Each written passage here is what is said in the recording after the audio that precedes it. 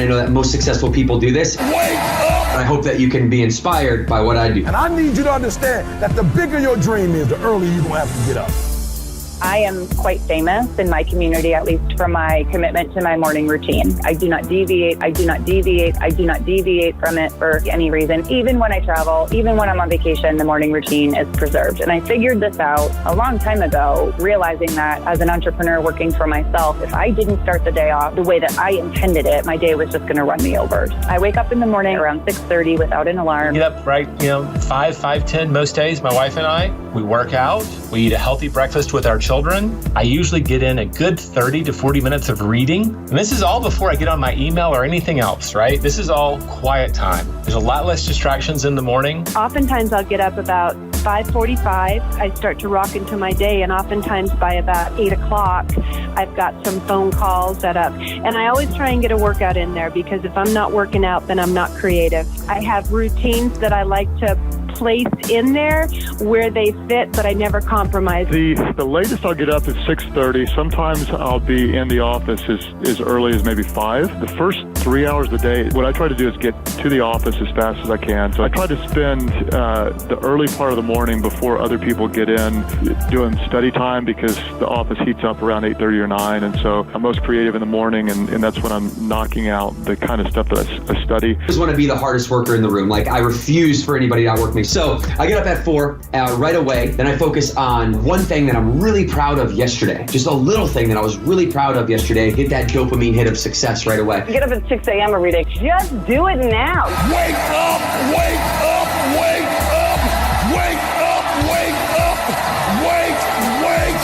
wake up out of your sleep, wake up. So I get up at 6, but from 6 to 7:30 is sort of my private time. Wake up! I get ready, I get all prepped to do my day, and I don't really get onto anything like emails or anything else until I've had at least an hour and a half to acclimate for the day, set out my goals. I look at my calendar, what have I got to do today? Check it out, but kind of pre-pave the day, as opposed to when you have to jump out of bed and run straight screaming into the office. I will always make sure I have time in the morning. Get up at 6 a.m. every day. Get up at 6. 6:30 without an alarm. I get up at 4. I get up at 6:30. I usually get up around 6 in the morning. I'm at work usually around 7:30, and that gives me about an hour before most people show up, so I have some time to prepare even ahead of the day starting. If I wake up early, usually before 6 o'clock, and that always gives me a chance to clear my head. I usually came in very early at 5. I get up early. This morning I got up at 3 o'clock, and I don't always get up at 3, but I typically up at 4:30 or 5. And I do that because that's the only part of the day you really control. Usually I get up at 5 a.m. Every once in a while I'll go to 5:30, 5:40. Anywhere between 4:30 and 5 every single morning. Between 4 o'clock and 6 o'clock, I have my morning routine. Like most great truths in life, that seems counterintuitive. But the reality is, if you want to get more done, wake up! So I'm usually up between 6 and 6:30. Getting up at 6, that's the ideal time for me to wake up. I get up like at 6 in the morning. I wake up at 5 every day. I actually find that it really works for me because my brain is clear and I can go to the most important things right away. I wake up around 5. I think it was an effective way to live. Plan your day before your day. I get up around 4:30. Wake up at about 5:30. I'll be up at 4:30 in the morning. Every single morning. We're usually up by 5:30. I'm an early riser, so about 6. I get up at 5:55 a.m. I know it's very precise and strange, but it's just my time to get up an hour before my world starts to get busy, and I focus on myself. Wake up before 6. Just do it now. So I'm up at 5. I look forward to it. Those 4 hours are crucial for me. This sort of sets up my day, my mental space. I'm up at 4:30. So I use this strategy because I had to get up at 4:30 in the morning. Just took a page out of the wealthy people, the self-made millionaires in my study. That morning routine been paying off like crazy for me. I think that's why wealthy people do it. And I wake up every day around 6:30. During the season, it's usually 4:35. 5:30, I'm getting up in the morning. It's a way to win the day before the day starts. I'm up every morning at about 4:30. The first hour is for me. Why did I make it 4:30? Because nobody else is awake. Nobody's going to bother me. That time belongs to me. I've never woken up on the morning of a speech any later than 2 a.m. But I'll wake up at 3, and I'll look at the clock and I'll say, you got to be kidding, it's 3 a.m. And then I'll say to myself, look, You're not going to sleep anyway, so you might as well just get up and go in. Walked to my office 6:15. I took that time to plan my day, answer all my emails, hour and 40. Boy, just get myself set up, know exactly where I'm going to spend the day, what I'm going to do, what I'm not going to do, answer people, and it's chaos for the rest of the day. What if you're not the only one that wants what you want? What if there are thousands of other people who want what you want? You have to outwork them. You got to outgrind them. You got to get up earlier. When you hit the snooze, you lose. And now the rest of the day, you just kind of feel bad. The clock doesn't care about your situation. Time doesn't care if you're ready or not. The sun rises whether you choose to get up or not. That's the beauty of it all. The choice is yours, and the choice you make today shapes who you become tomorrow. I want to talk to you about 3 simple things that can change everything in your life. Just 3. But don't be fooled by their simplicity. Most people miss the power of simple disciplines practiced every day. They're looking for the complicated answer, the magic solution, the quick fix. Meanwhile, success leaves clues, and those clues are often found in the most basic habits. Wake up earlier, work harder, say nothing. You see, I learned a long time ago that success is nothing more spectacular than doing things of value every day. It's not about one home run. It's about showing up to practice day after day after day. Some days you hit, some days you miss, but you show up every single day. Now let me ask you something. What time did you get up this morning? And more importantly, what did you do with that first hour? Because I'll tell you something, that first hour of your day sets the tone for everything that follows. The early morning has gold in its mouth. Not actual gold, of course, but opportunity. Opportunity that most people sleep right through. While others are dreaming about success, the achievers are already up, already planning, already growing. You know what fascinates me about waking up early? It's entirely within your control. You don't need permission. You don't need special skills. You don't need money or connections or anything else. You just need to decide. That alarm goes off, and you have a choice to make. Hit snooze and stay the same, or get up and begin to change. Now, I'm not talking about just setting your alarm earlier and dragging yourself out of bed feeling miserable. That's not the point. I'm talking about giving yourself the gift of time, time that belongs just to you before the demands of the day come calling. Time to think, to plan, to prepare, to grow. When you wake up at 5 a.m. instead of 7 a.m., you've just created 14 extra hours in your week. Think about that. Almost 2 full work days of additional time that most people never find. What could you do with 14 extra hours? Learn a new skill, read those books you've been putting off, exercise, plan your day, work on that side business, spend time in thought and reflection. The early morning is magical because the world is quiet. No phones ringing, no emails dinging, no people asking for things. Just you and your thoughts and your goals and your plans. Look at history's greatest achievers. Benjamin Franklin started his day at 5 a.m. So did Ernest Hemingway. So does Tim Cook of Apple. So does Howard Schultz, who built Starbucks. The list goes on and on. Are they superhuman? No. Do they need less sleep than you? Probably not. They simply made a choice to give themselves the advantage of those early morning hours when their mind is fresh and the world is still quiet. Now, some of you might be thinking, that sounds nice, but you don't understand my situation. Maybe you work night shifts. Maybe you have small children. Maybe you have health issues that affect your sleep. I understand.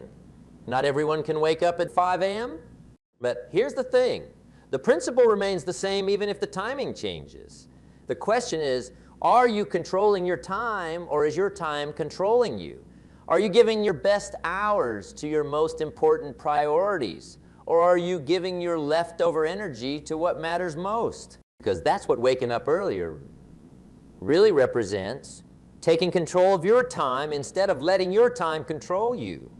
Think about what happens when you oversleep.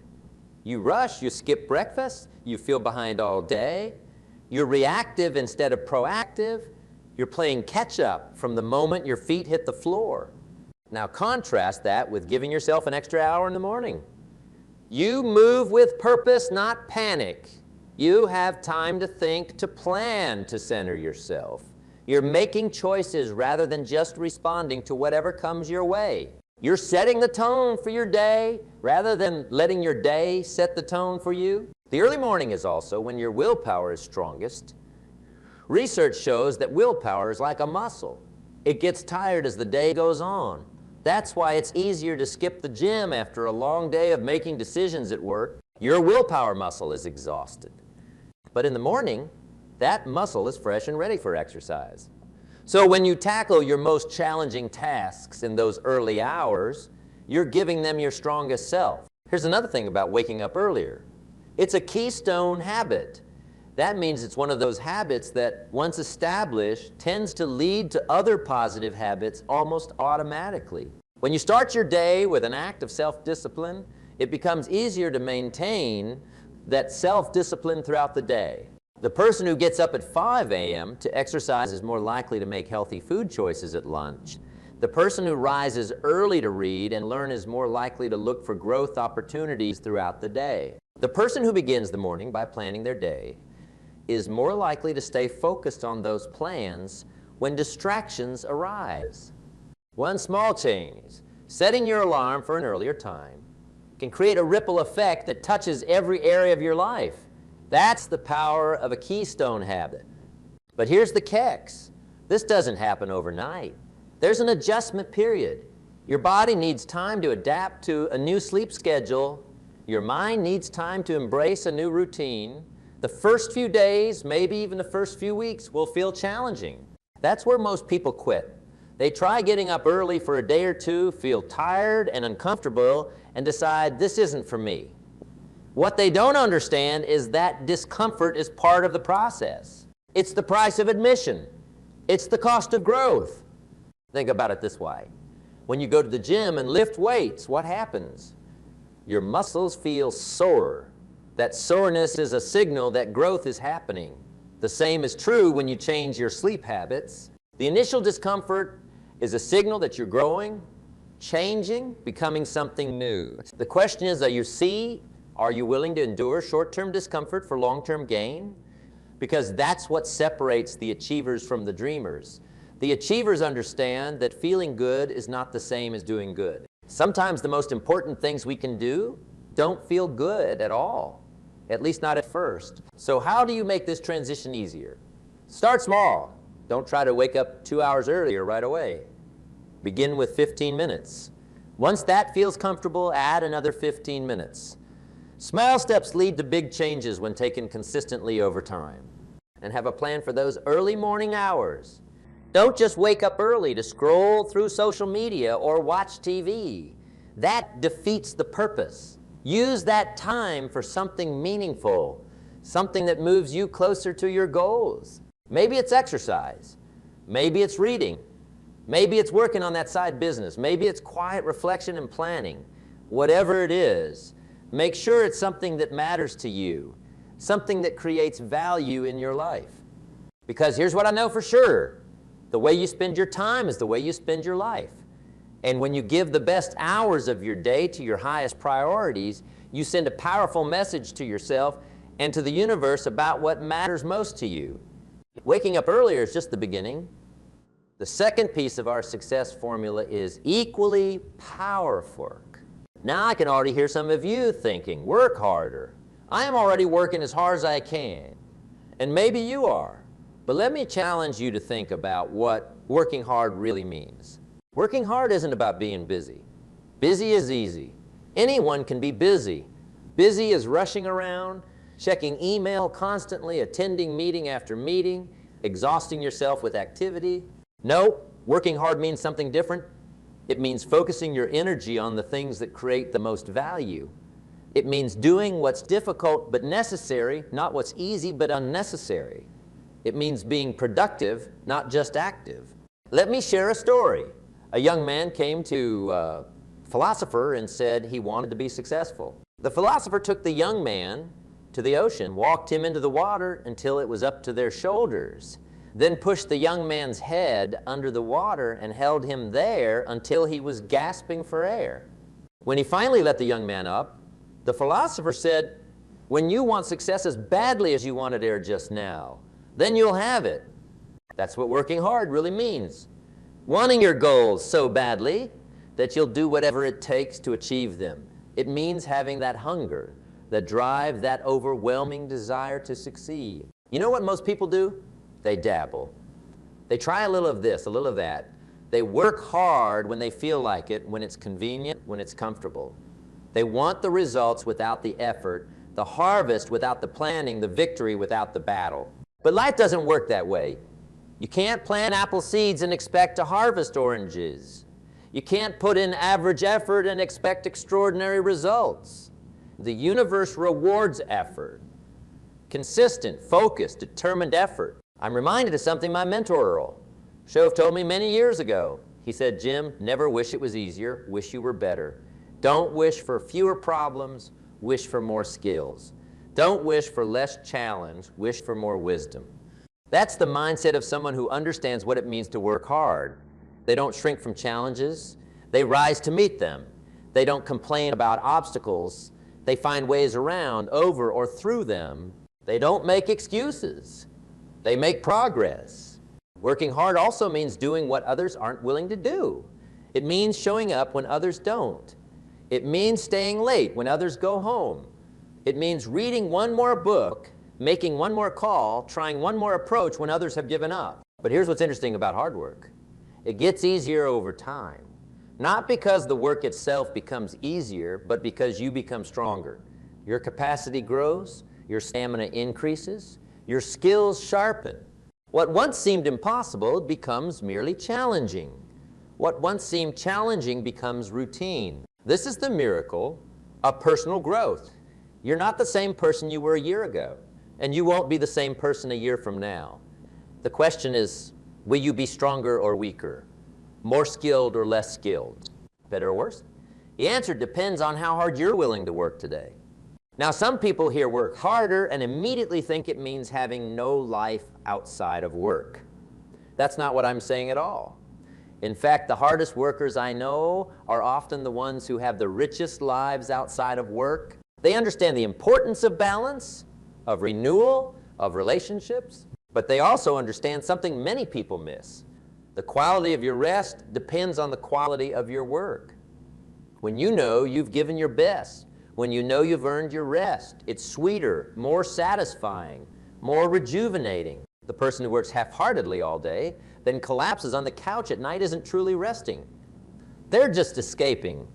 But the person who works with focus and intensity, who pushes themselves beyond what's comfortable, who tackles the difficult tasks that create real value, that person experiences genuine rest, genuine satisfaction. Working hard also means working smart. It means understanding the difference between activity and productivity. It means focusing on what matters most, not just what's in front of you. It means asking better questions, making better priorities. Overcoming that natural tendency requires something more powerful than nature. It requires philosophy. It requires a set of beliefs, values, and principles that guide your choices, even when those choices aren't easy or comfortable. My philosophy is simple. Life is hard. It's supposed to be hard. The hardness is what gives it value. If success were easy, everyone would be successful, and then it wouldn't mean anything. The very difficulty of achievement is what makes it worthwhile. Think about anything of value in your life. Did it come easily, or did you have to work for it? Your education, your relationships, your skills, your achievements. The most valuable things in life usually come at the price of effort, sacrifice, and yes, hard work. That's why I say, don't wish it were easier. Wish you were better. Don't wish for fewer problems. Wish for more wisdom to solve those problems. Don't resent the challenge. Welcome it, because the challenge is what makes you stronger. Wishing hard also requires something else. Patience. We live in an instant society. Fast food, fast internet, fast everything. We've been conditioned to expect immediate results, but meaningful achievement doesn't work that way. The results of hard work often lag behind the work itself. You might work diligently for months before seeing tangible progress. You might put in thousands of hours before reaching mastery. You might face setback after setback before finally breaking through. That delay between effort and reward is where most people quit. They work hard for a week, a month, maybe even a year, don't see the results they expected, and conclude this isn't working. They give up just before the breakthrough. But the achievers, the successful, the accomplished, they understand that delay. They expect it. They plan for it. And most importantly, they persist through it. They keep working, keep improving, keep believing, even when the evidence of success isn't yet visible. That's the test of character. Not whether you can work hard when everyone is watching and applauding, but whether you can work hard when no one notices, when the rewards seem distant, when doubt creeps in and giving up seems reasonable. Anyone can work hard for a day. Some can work hard for a week or a month. But those who can work hard year after year through disappointment and setback, through criticism and indifference, those are the ones who eventually succeed on a level most people can hardly imagine. Let me tell you what happens when you talk too much about your goals. Your plans, your intentions, you get a small sense of satisfaction just from the talking. Your brain experiences a little hit of pleasure, a little sense of accomplishment. And that small satisfaction reduces your drive to actually do the thing you're talking about. Studies have shown this. When you tell someone your goal and they acknowledge it, your brain can mistake that acknowledgement for actual achievement. You feel like you've made progress even when you haven't taken any concrete action. That's why some of the most effective people are also some of the quietest. They don't talk about what they're going to do, they just do it. Hello. Robert Kiyosaki, Rich Dad Radio Show. It's an exciting time. Also, I think a treacherous time, a spooky time also. But it's always, danger is a good time. Today, my guest is Clay Clark, and I went out with Tom Wheelwright to visit Clay with Eric Trump also. And the reason I want to talk to Clay this morning is a very important subject called study. And the reason I say that is things are changing so fast, and many people are completely missing the show. Things are changing at rapid speed. Technology is changing. And so I went to Tulsa, again, with Tom Wheelwright and Eric Trump. And the thing I was so impressed about Clay is this word called study. I don't know, you guys must be in your water or something, Clay, but boy, I was so impressed how big you guys are. But what really impressed me was you have this huge congregation. They're all about guys your age. They're on fire. And you start your classes at 5 in the morning. Now, let me talk to you about study here. We show our books here. Now, this is how I study. This is the creature from Jekyll Island. It's on the Fed. And Clay's doing the same thing. We study. So I go out to Clay's place in Tulsa, Oklahoma. He's built this huge compound out there. And you guys start at 5 o'clock in the morning. It's not by Zoom. They drive there.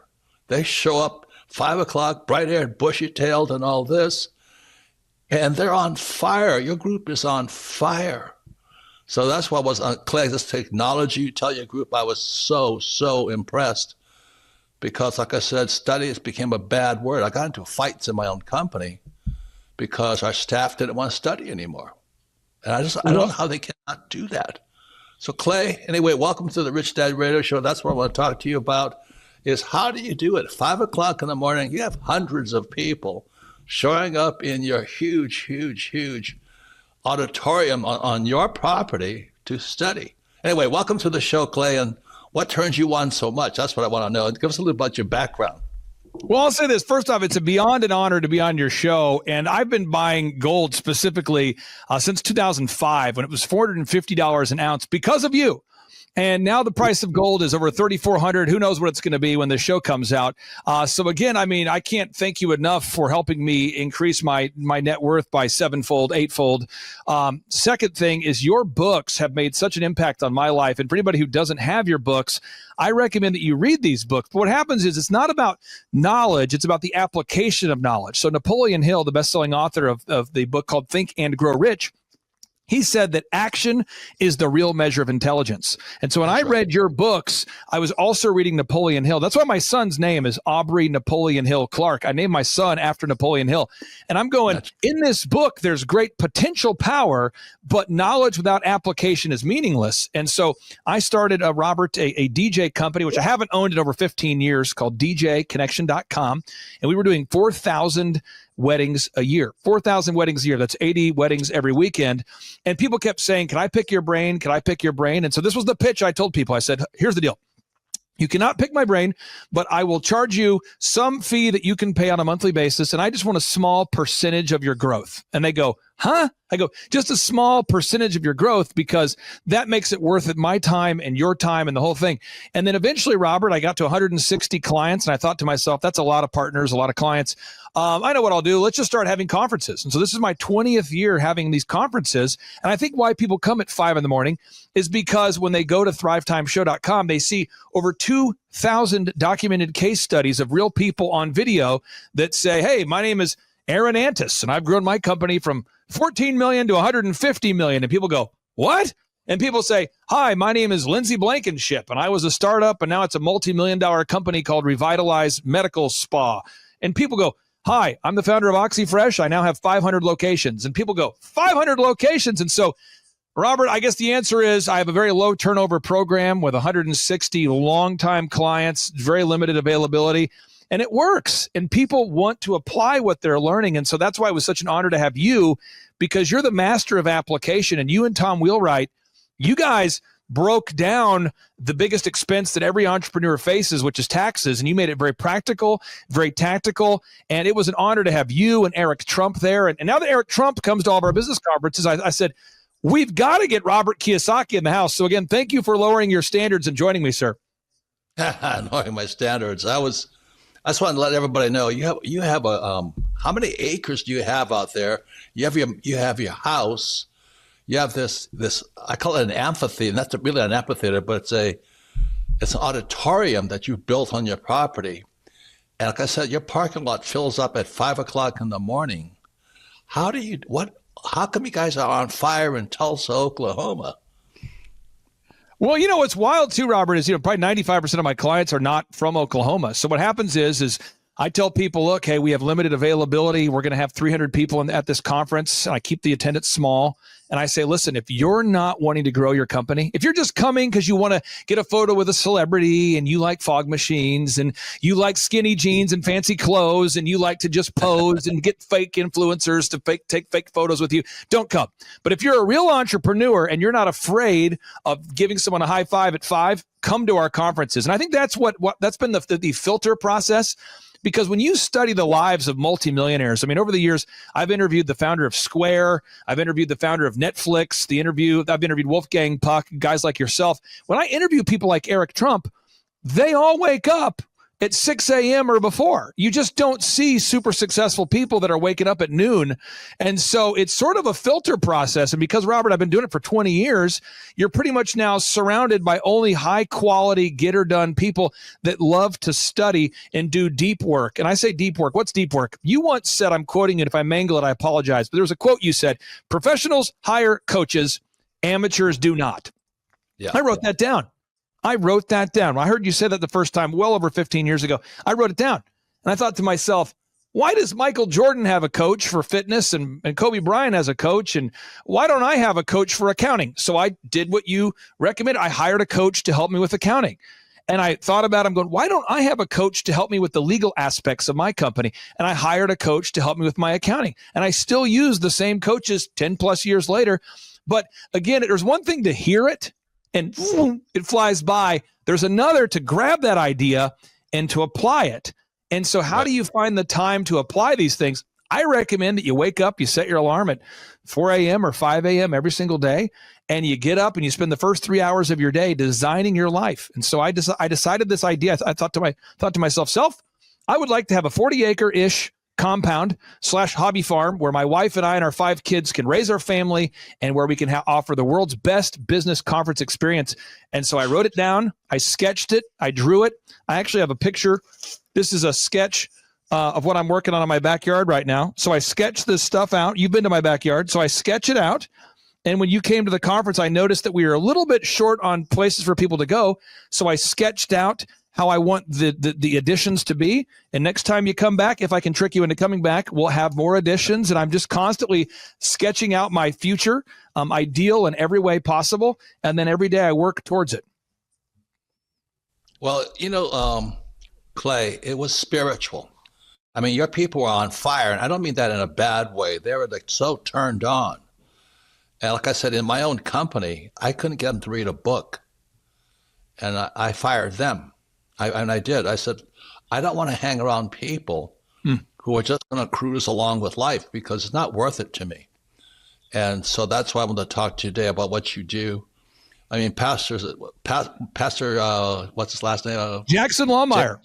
Jackson. I mean, even your pastor is on fire. Why don't you tell his story? Because he's got this massive church and all this. Yeah.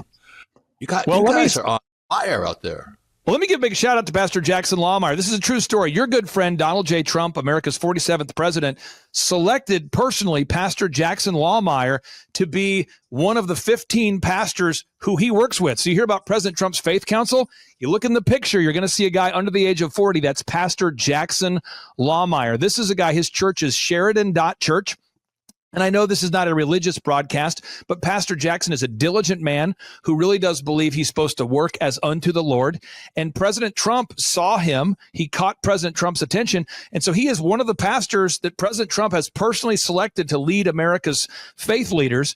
So when you see President Trump had an Easter meal with the pastors, Pastor Jackson's in that photo. Now, Pastor Jackson is an entrepreneur who has read all of your books. And he's diligently applied the principles that you teach. And he did that because he never wanted to build a church where he was dependent upon donations to be able to pursue his vocation. The word vocation means calling, meaning he never wanted to have to get up in front of a platform and browbeat people for money in order for his church to be solvent. He never wanted to be one of those churches where they spend 90% of the sermon begging you for money. He wanted to be a church where he could focus on teaching the Bible.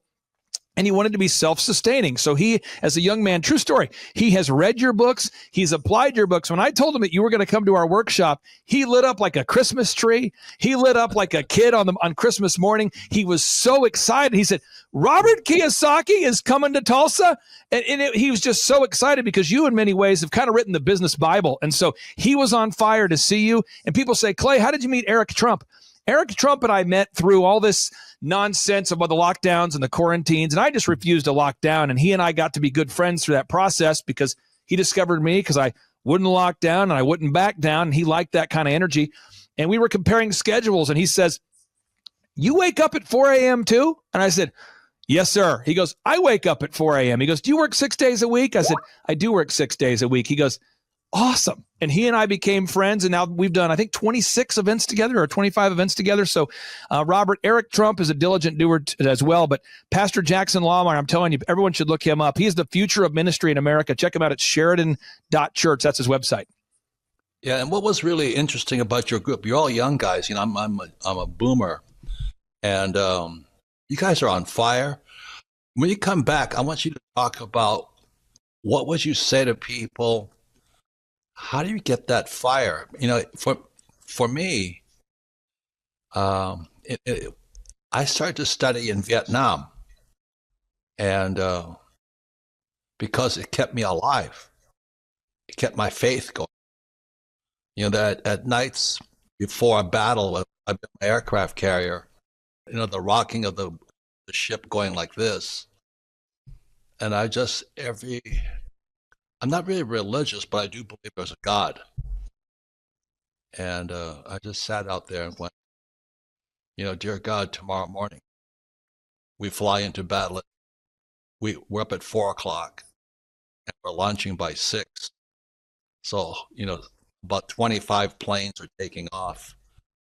And I just wanted to fly with spirit. And that's when I started to learn a lot about exactly what you're saying. It's action.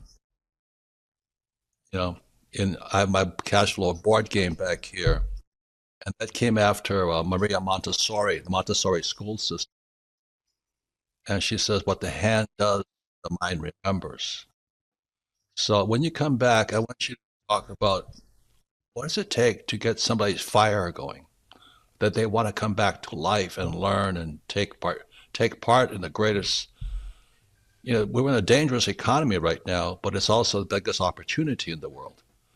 And so many people are getting crushed. Homelessness is expanding. And so we have a lack of spirit in our country, right? So we come back and I'm Clay Clark. And I just want you to talk about getting that fire to learn and study and take part in life. So we'll be right back, Clay. So thank you.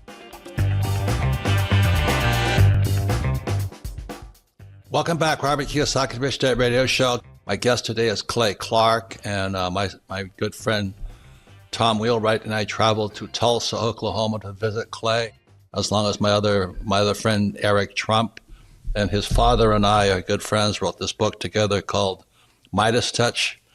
And we're talking about the word study, because when I went out to Clay Clark's place in Tulsa, he has a compound out there. I mean, it's a huge estate. And he had this huge auditorium that he's built.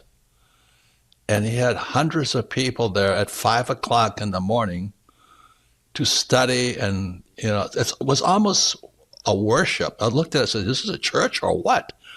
But you guys have made learning a religion. And that's what I wanted to have you on the Rich Dad Radio Show for, Clark, because the people around you are impressive. I was so in awe, humbled, and honored. I mean, there's such good people, but they came to you to study, and Pastor Jackson and all you young guys out there. And then I go around, like I said, I had to let go of my company because they refuse to study. I study every single day. It's a religion to me. I don't mean I study religious things, but I study every single day. I was just out in the South Pacific, looking at the World War II sites, like Iwo Jima and Palau and Okinawa. And the guy I met there was getting about your age. And this guy studies. This whole group studies. They're multi-millionaires on that trip. So how do you get people so turned on, Clay? I mean, you do it in mass.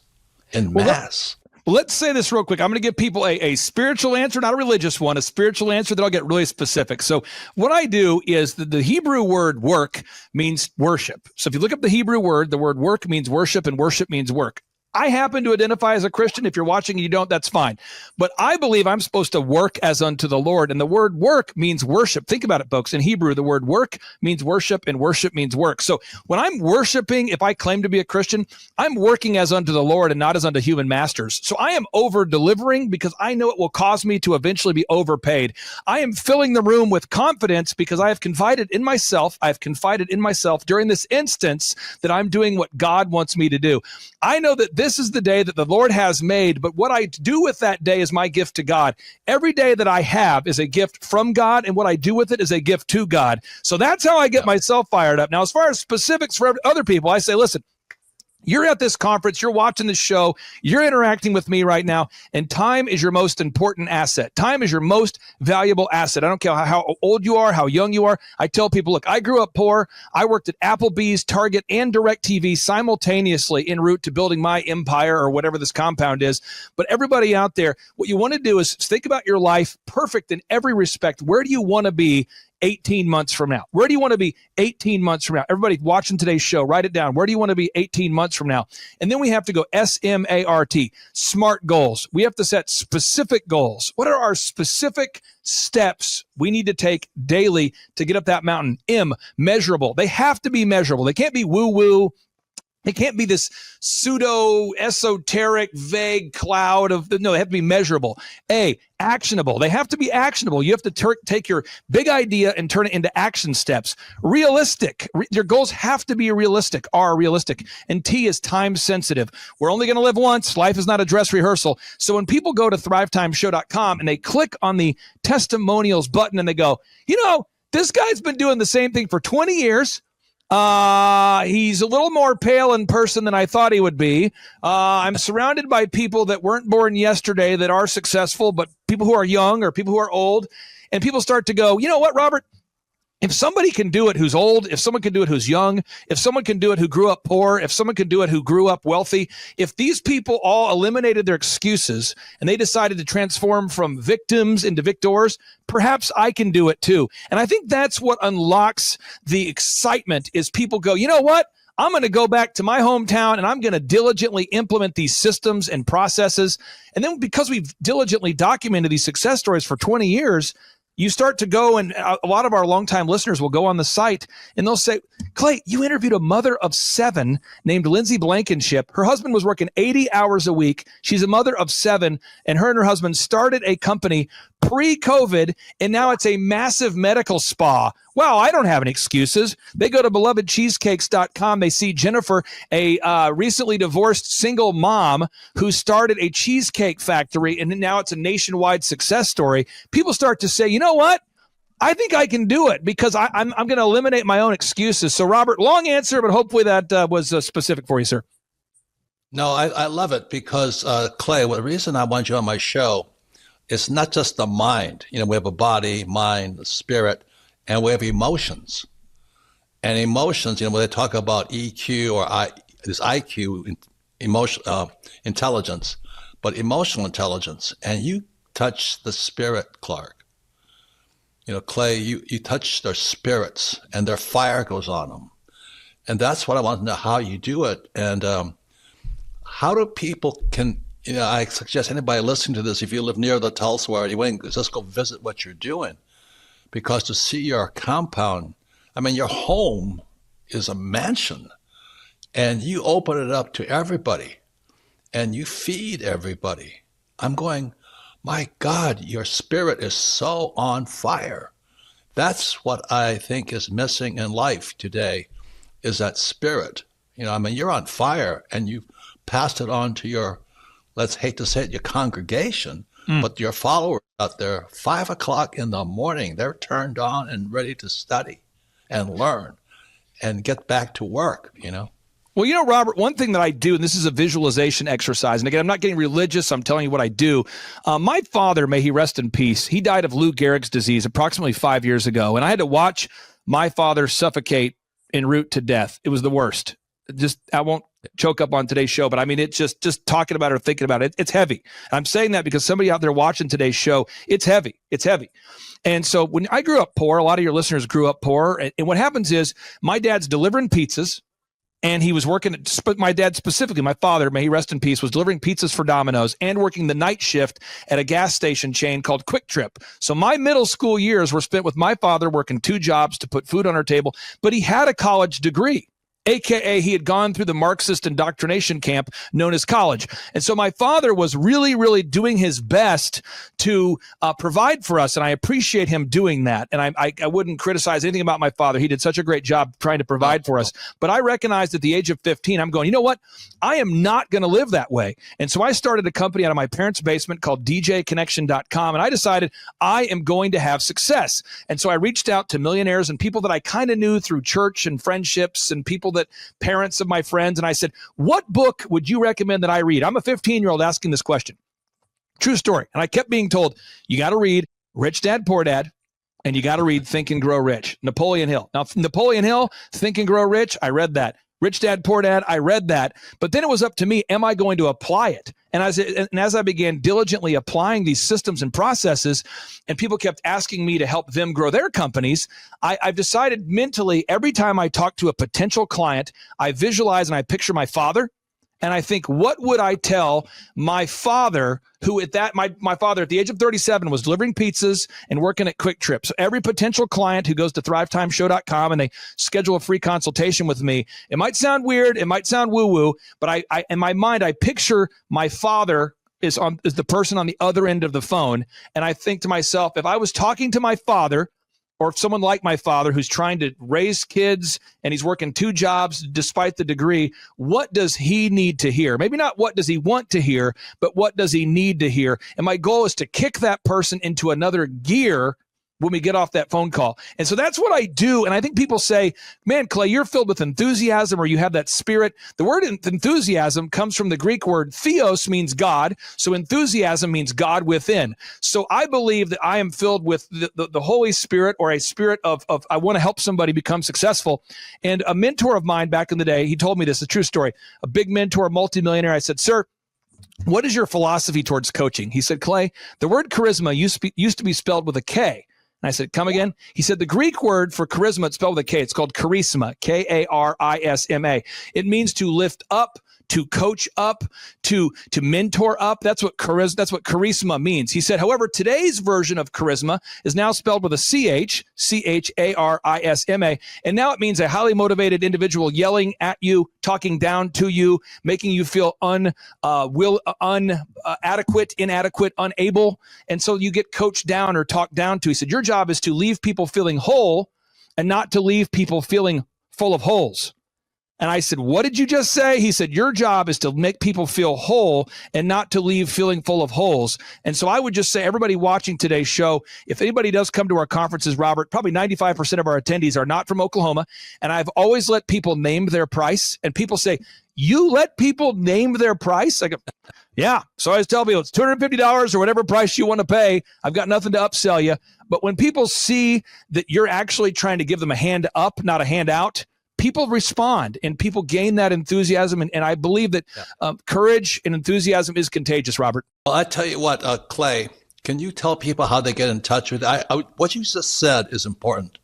I think it's important people come and spend, time to look at your work, what you have done. I mean, you're not just talking, and to come and associate with your, I use the word congregation, but your followers, because they're on fire. People need the fire.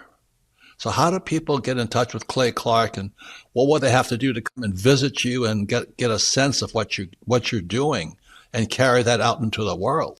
Well, first off, Eric Trump asked me the first time I did this, he goes, are you actually giving out your cell phone number? This is my cell phone number.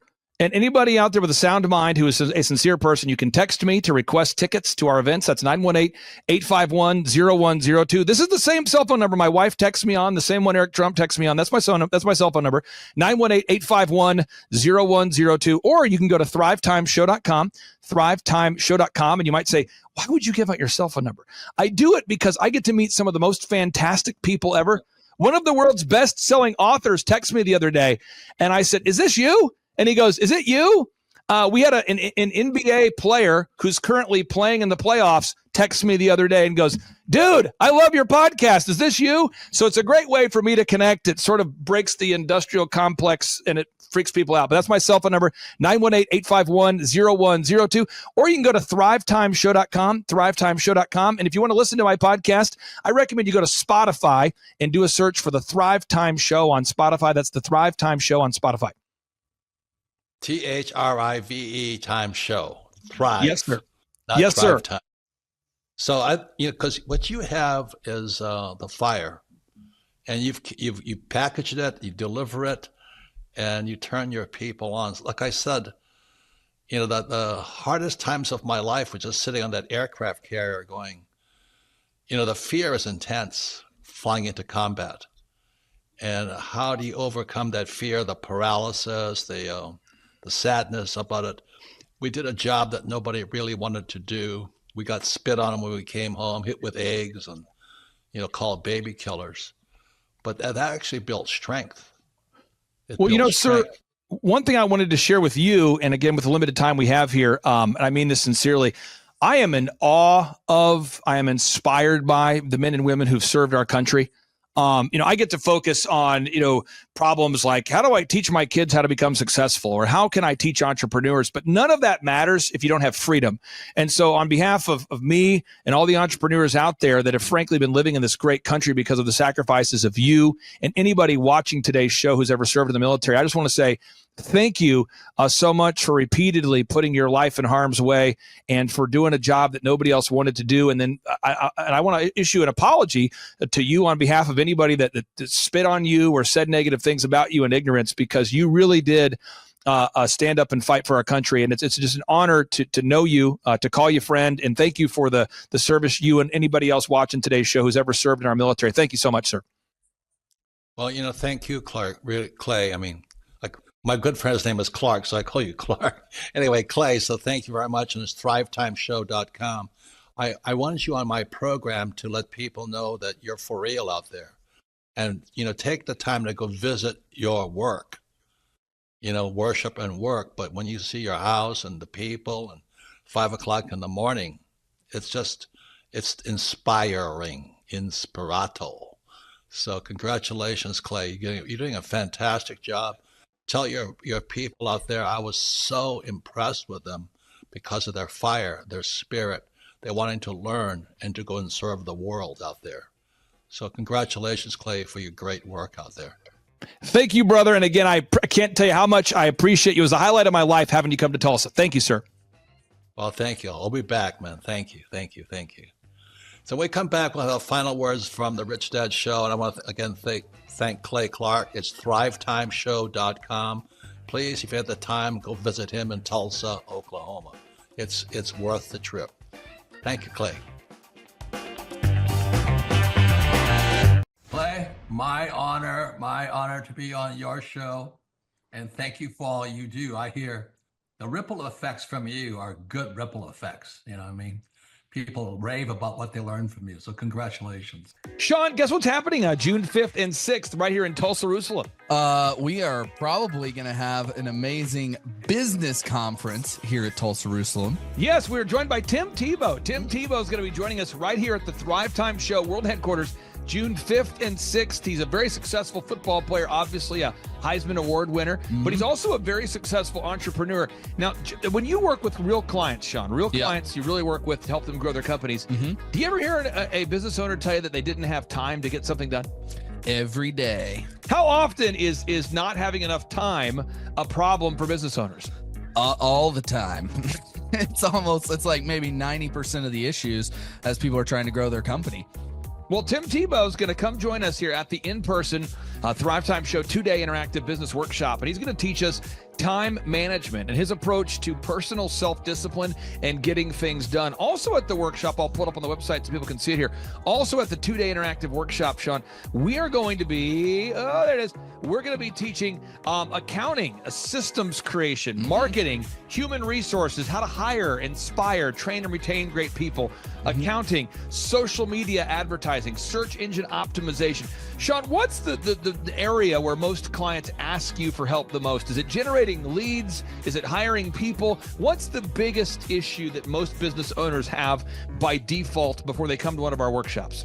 Well, I think it's management, because time is the most valuable resource for these business owners, and being able to manage their time is the first thing. Once they get that under control, then generally the numbers, being able to track their business and be able to make the best decisions based on numbers rather than emotions is a big area. And we teach all of this stuff at the business conference, particularly you, Clay. You love to hammer on time management. It's my favorite part of the conference. Now, I'm going to pull this up real quick here because we're going to go through. If you're not excited, I want to get you excited about what we're going to cover at the workshop here. Okay. All right. The 2-day interactive workshop. This is my 20th year hosting workshops. So I'm telling you, folks, we're in rare form here. So one is the idea of establishing your revenue goals. I think most entrepreneurs don't know their revenue goals. Would you agree, or am I off my rocker? No, that's totally a very important point we do with every one of our new clients that come on board, is we have to establish the revenue goals. And generally speaking, we have a vague idea, but not an exact idea that can be engineered down into like the daily goals for sales. And so that's a really big one. Now, next is the break-even numbers. What kind of sales do you have to do to even break even? Yeah. Third is, how many hours per week do you want to work? What is your ideal schedule as an entrepreneur? Box number 4, how do you stand out in the clutter of commerce? What makes your company unique from all the different businesses? In a world of brown cows, herds of brown cows, proverbial brown cows, the analogy of brown cows, how can you be the purple cow that stands out? How can you be the squeaky wheel that gets the oil? Box number 5, branding. How do you improve the perception that people have of you, your business, your brand? Box number 6, Marketing, your three-legged marketing stool. What is a turnkey way for you and your company to generate leads so you can succeed? Because if you don't have any leads, your business will bleed. If you can't sell, your business will go to hell. You've got to generate leads. Sean, how often do business owners by default tell you they have a hard time generating leads? It's almost all of the time. It's really a huge struggle. And many times they may be creating leads, but just through word of mouth. So they get to a point where we've implemented systems and then they need to create more leads, but they've never had to do it. So there's a lot of different scenarios where business owners are like, how do you create leads? Something we hammer on at the conference a lot. Box number 7, create a sales conversion system. Again, box number 7, create a sales conversion system. Sales scripts, recorded calls, one sheets, pre-written emails, lead trackers, all of the sales tools, the sales print pieces, the one sheets, the big screens that you see inside the business. Whether you're a doctor, you're a dentist, you're a lawyer, you got to have sales systems in place. We help you with that. Box number 8. What does it cost you to get another customer? Step number 8, what does it cost you to actually acquire a customer? Step number 9, it's hard to build an organization if you're not organized. We're going to teach you how to create repeatable systems, processes, file organization. Box number 10, we're going to teach you how to manage people, real people on the planet Earth. This just in, we're going to teach you how to manage real people on the planet Earth. Box number 11, how to create a sustainable schedule that works for you and your family. Step number 12, how to create human resources systems for recruiting, hiring, training, and retaining great people. Box number 13, accounting. This just in, we have to cover accounting. It's not how much you make, it's how much you keep. We're going to cover all the accounting things you need to know. And step 14, finally, what is the point of even achieving success? We're going to go over what is the point of even achieving success, how to design a life that you're excited about, how to design a life where you carve out enough time for your faith, your family, your finance, your fitness, your friendship, your fun, and where you're going to spend your focused time. We're going to go through that, all this and more. Now, the workshop, Sean, it's June 5th and 6th. Yep. It's a 2-day interactive workshop. Yes. And tickets, we always do it. It's $250 or whatever price that someone can afford. Sean, why do we let people name their price? Why do we have scholarship tickets available if somebody can't afford the $250 general admission ticket? Well, we don't want anybody to miss out on it. You know, you could be at a startup phase or you could be, way along in your business, but we want to make it accessible for everybody. I think it actually goes back to a story of your dad. And it goes all the way back to how you've always done this as a business coach, trying to make sure that, your average people out there have access to the things that work. Now, 7 a.m. to 5, Sean, why do we go from 7 to 5 both days? I mean, it's 10 hours a day.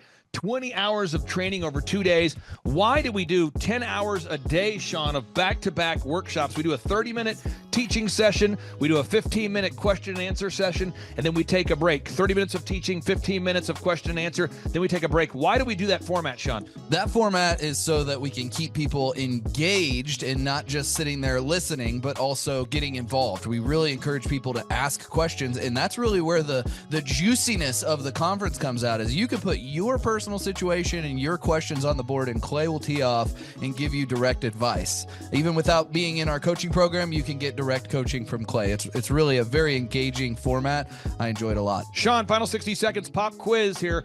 What date is the conference? June 5th and 6th, 2025, this year. Question number 2, who's our keynote speaker coming to the conference there, Sean? Tim Tebow is our keynote speaker. Sean, question number 3, how much does it cost to come to our in-person 2-day interactive business workshop right here in Tulsa, Oklahoma?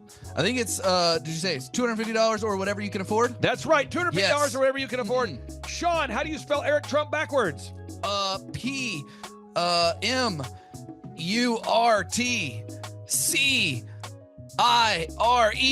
Ooh, that took a long time. I'll have to listen to this. You did it right. All right, again, that's Sean Lohman. I'm Clay Clark, inviting you to come join us at the in-person Thrivetime Show 2-day interactive workshop, June 5th and 6th, right here in Tulsa, Oklahoma. Sean, I'm excited to have this event. I'm excited to see you at the event, June 5th and 6th, right here in Tulsa, Oklahoma. Tim Tebow, baby. It's Tebow time in Tulsa, Jerusalem.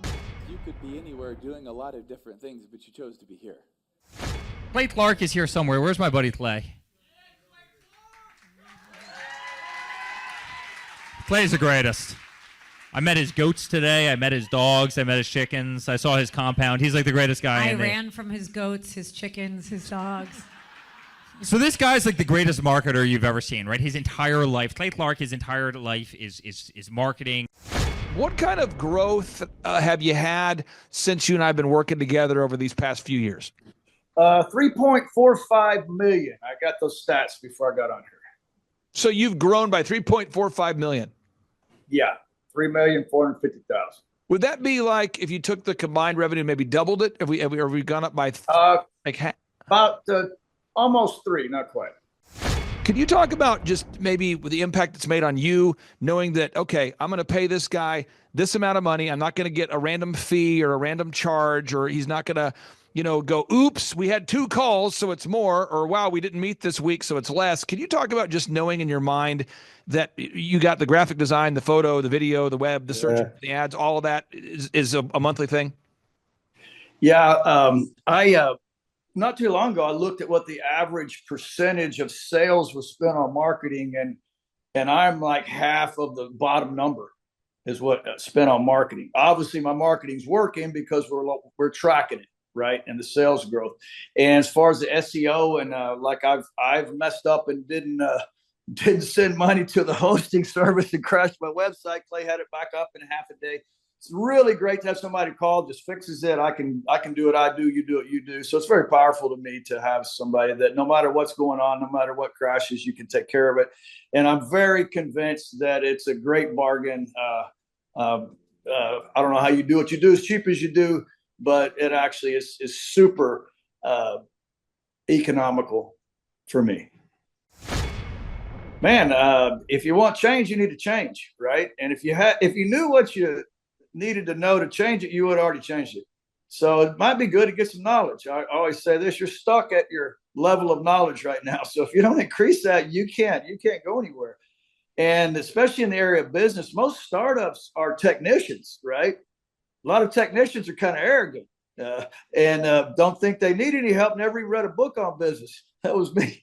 And then wonder why you're having trouble running one, right? So it is a huge win to actually start learning about business. And I read books now, and I value knowledge. But it was a journey that really took the lid off of me, or I'd be in crisis right now at 65 and having to twist wrenches still and be in that mode I was in when I came to you. So I would encourage everybody, even for your health, your marriage, fix it. You need to fix it. Folks, on today's show, I'm going to tell you about a success story. I'm telling you a success story of a real diligent doer. Now, he could be a male model. You might say, come on, this guy's not real. He's an actor. He's a paid model. His website is RC Auto Specialists. RC Auto Specialists, that's his company number 1. Company number 2 is thegaragebA.com. This is a automotive repair business. And over here, the Ford business is a diesel repair specialty shop. And again, he could be a male model. He could be an actor. He could be a rapper. He could be an AI-generated example of perfection. But he's Roy Cockshaw. He's in the flesh. Roy, welcome onto the Thrivetime Show. How are you, sir? I'm happy. Thanks for having me on, Clay. Well, I wanted to have you on the show because I have a client that I'm working with right now. Great guy. And this is not a passive-aggressive testimonial, but he's in the automotive space, and he's kind of going, yeah, but my industry is different. So let's start off with the success, and then we'll get into how we've done it together. What kind of growth have you had since you and I have been working together over these past few years? 3.45 million. I got those stats before I got on here. So you've grown by 3.45 million. Yeah, 3,450,000. Would that be like if you took the combined revenue, maybe doubled it? Have we gone up by about almost 3, not quite. Got it. So almost 3 times. Yes, 275% at least.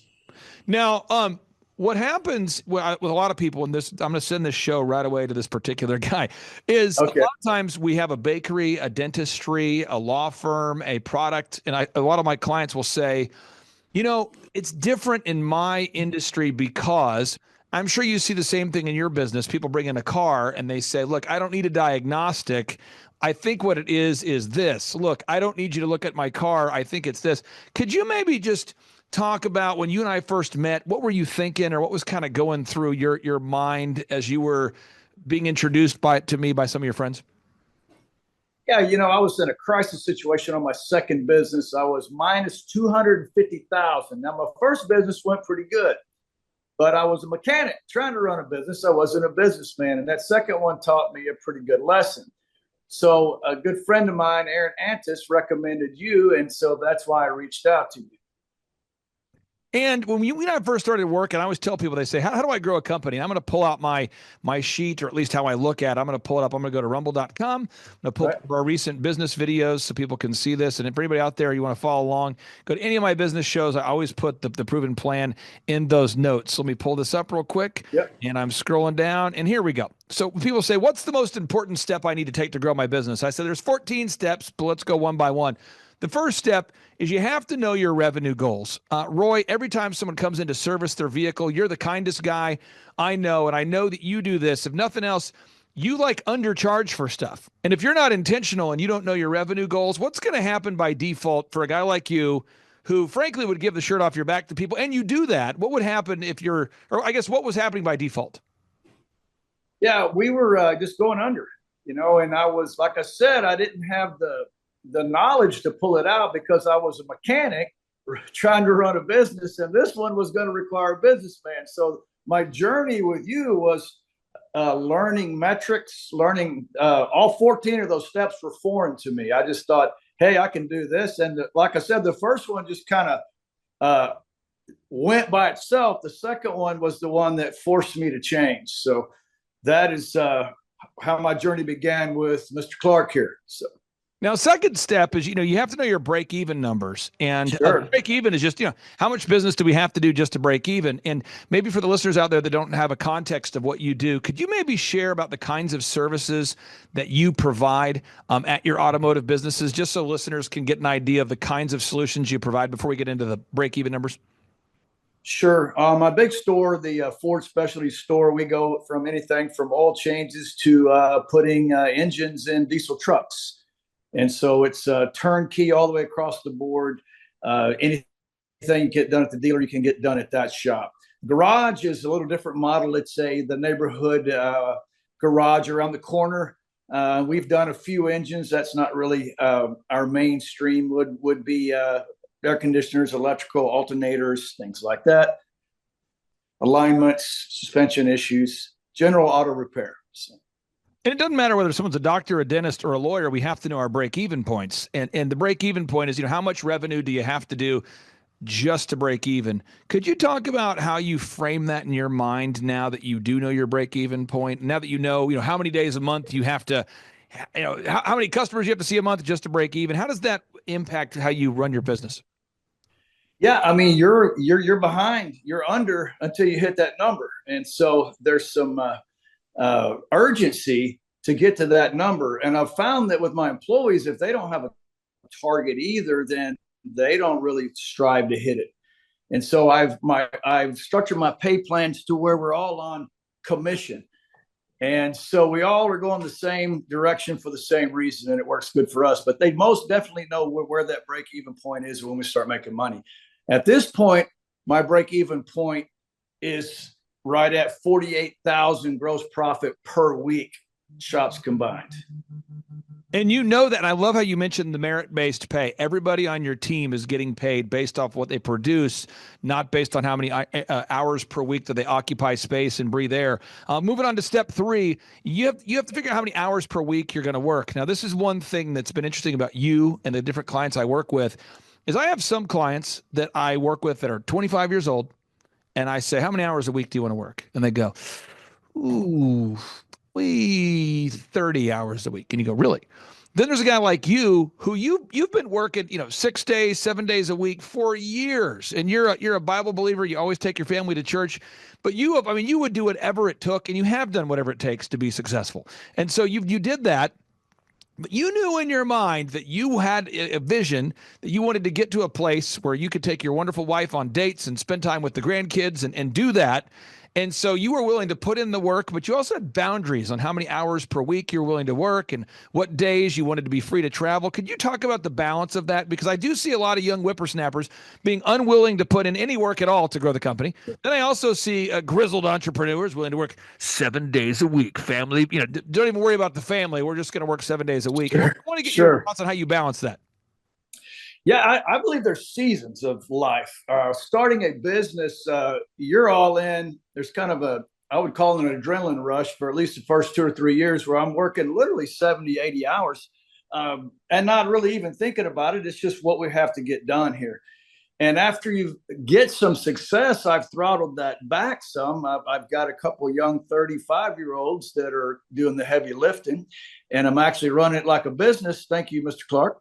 And I was a mechanic attempting to do it, and I was in what I call micromanager hell. I didn't have systems, processes, so I was a fireman, and there was always more fires than I could put out. So hence the 70 or 80 hours, not real efficient.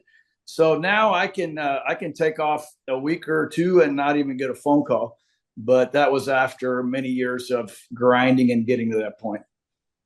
So powerful. I want everybody to take notes. What you're hearing, folks, is a real entrepreneur, a real grandpa, a real committed husband, a real committed dad, who's just giving you real information here. Okay, there's no BS here, folks. Now, step number 4, you got to figure out your unique value proposition. We have to figure out your unique value proposition, and there's a lot of automotive repair shops competing for business out there, a lot of diesel repair shops competing for the marketplace. And you and I sat down, and I think that was the first area where maybe you and I had some mental friction, because I was obsessive. I said, Roy, you and I, every single week, we got to get video reviews. We got to get images on that website. We got to write search engine content that no one's going to read. And we got to get more Google reviews. And then we got to run the same ads every week. We don't have to change them every week, but we keep those ads. So VISMD, for people taking notes, it's video reviews, images, search engine content, more Google reviews, and then run those ads, never turn them off. And I think that was the first time where you were kind of going, I don't know if you know what you're talking about. Could you talk about that a little bit? Well, first of all, several of those I thought to myself, well, Clay doesn't understand my business, and that's not going to work. But I actually did it because I was going to prove you wrong. And I'm glad I didn't open my mouth, because I actually proved you right. And in my mind, I finally said, look, obviously I don't know how to do it. I'm sinking this ship at minus 250,000. So I'm going to go ahead and listen to my business coach and do it, even if I don't think it's going to work. And lo and behold, it did work. So really, if you're reaching out for help, maybe you ought to listen to the person that's trying to help you, is kind of my takeaway from that. And even though I thought it wouldn't work, I obviously did not know. And that's why I needed help. Now, the thing about marketing and ads, most marketing companies, I'm sure you've never experienced this, but I have, they want to come up with a new ad of the week, a new logo, a new ad, a new theme, a new vision, a new brand. Hey, wow, Mr. Client, look, it's the spring. We should do new ads, new vision, new promo. And they do that to stay busy, because they want to show that, which would be analogous to me. If I ran an automotive repair shop, this is where the analogy would go. That would be like me saying, Roy, I just fixed your truck, but guess what? I just broke it again. I'll be back in there fixing it. I mean, it's creating problems.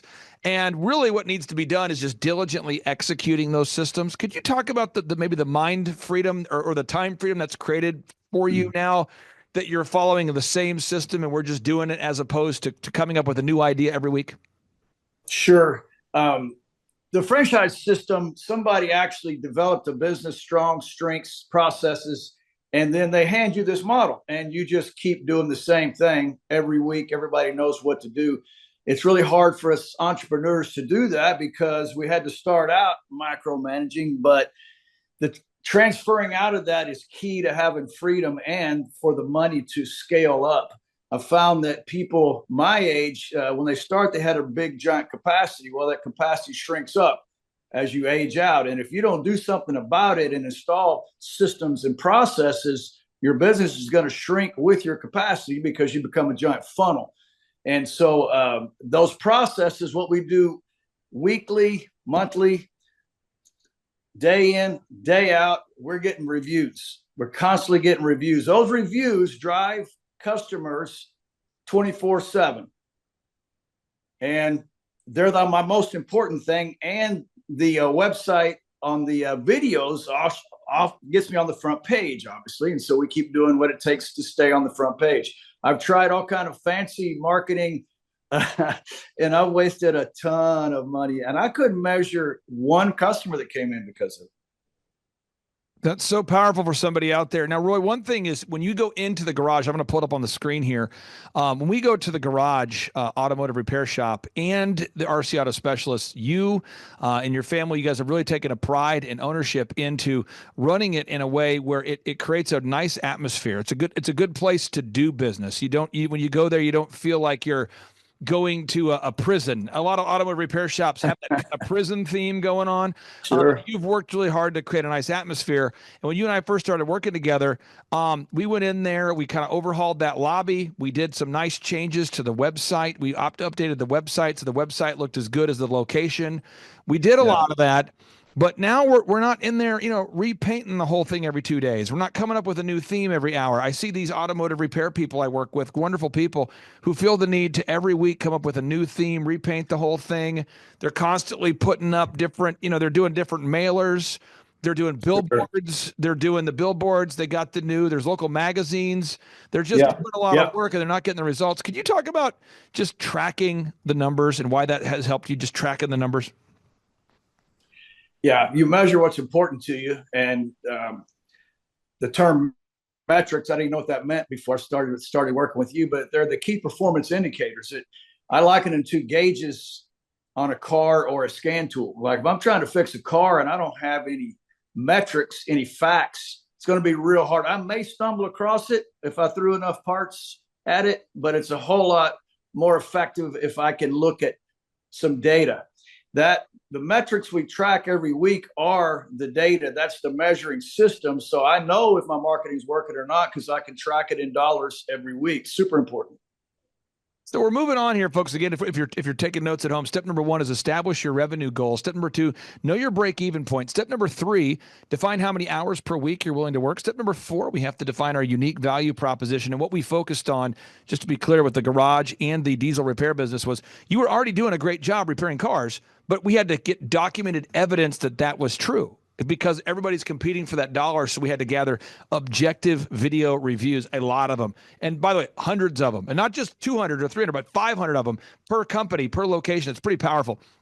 Next is we had to establish a 3-legged marketing stool. So we had to think about who are the ideal and likely buyers and what's the most sustainable way for Roy as the business owner to reach them. Some of my clients love hopping on podcasts and they like to be, one of my clients does RV, they sell RVs and he loves being on commercials and he loves being the face of the business and he wants to do all that. Other business owners don't want to do that. So what we did is we created a 3-legged marketing stool that allowed Roy to implement it without needing to be on camera all day or without needing to post on social media every 2 minutes.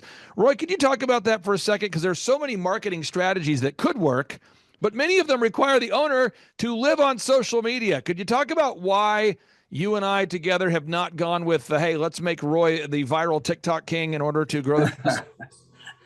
Well, I'm happy. I'm thankful about that. It's really not my personality, but just doing a company that knows what works, i.e. Clay Clark's company. I don't know how many, you work at 600 companies. You've been doing it for what? How many years? 15 years? 20 years. 20 years. So after a while, maybe, just maybe, you know what you're doing, I think. So with the marketing, I call it the low-hanging fruit marketing, the stuff that actually works, best value. I can go on radio, but my ROI goes down significantly. So what we're doing right now, we track those numbers, and it's amazing how many new customers come in per week based on the same marketing we do week after week after week after week. Now, Roy, I remember this like it was yesterday, and I'll let you share as much of it as you want. But every client we ever work with, I tell the business owner, I said, we need to install call recording. Oh, man. I had a fantastic conversation with the dentist this morning, and I say fantastic. It did not go well. And I was on the phone with Mr. Dentist. I said, Mr. Dentist, I know you're paying me to help you. I really want to help you. And he says, I just have pushback on the call recording. I said, well, why? He goes, because if I play the calls, it's going to create an awkward culture. And we found out that his daughter is the one answering the phones. And so I said, can we just go in and just listen to a couple? And they were rough. I mean, and it was like, didn't want to know. So I said, do we have anybody you're not related to? He said, well, one more, that we got a lady we know from church. We play the calls and they were actually not in any way, shape or form following the script. and she was trying to convince the patients that that the dental practice was super busy and that they'd shut down for the day and that people should just call back. Wow. So around 3:00 every day, she's going, yeah, we're all booked out, but the doctor, he's all gone. But if you could just call back on Monday. And so she was trying to make the business conform to her schedule, which involved leaving early. Aaron Antis, who you referenced earlier, who referred me to you, Aaron found that people on the phone were using his phone line to poach customers. So he had people on his phone saying, thank you for calling Shaw Homes. How can I help you? And they would answer the phone, these salespeople, and they would refer the deals over to other home builders that were willing to pay more of a commission. I mean, did you, when you started putting call recording in place, did you discover anything exciting? Wow. I was at a loss of why the garage was struggling so bad and why customers didn't come back.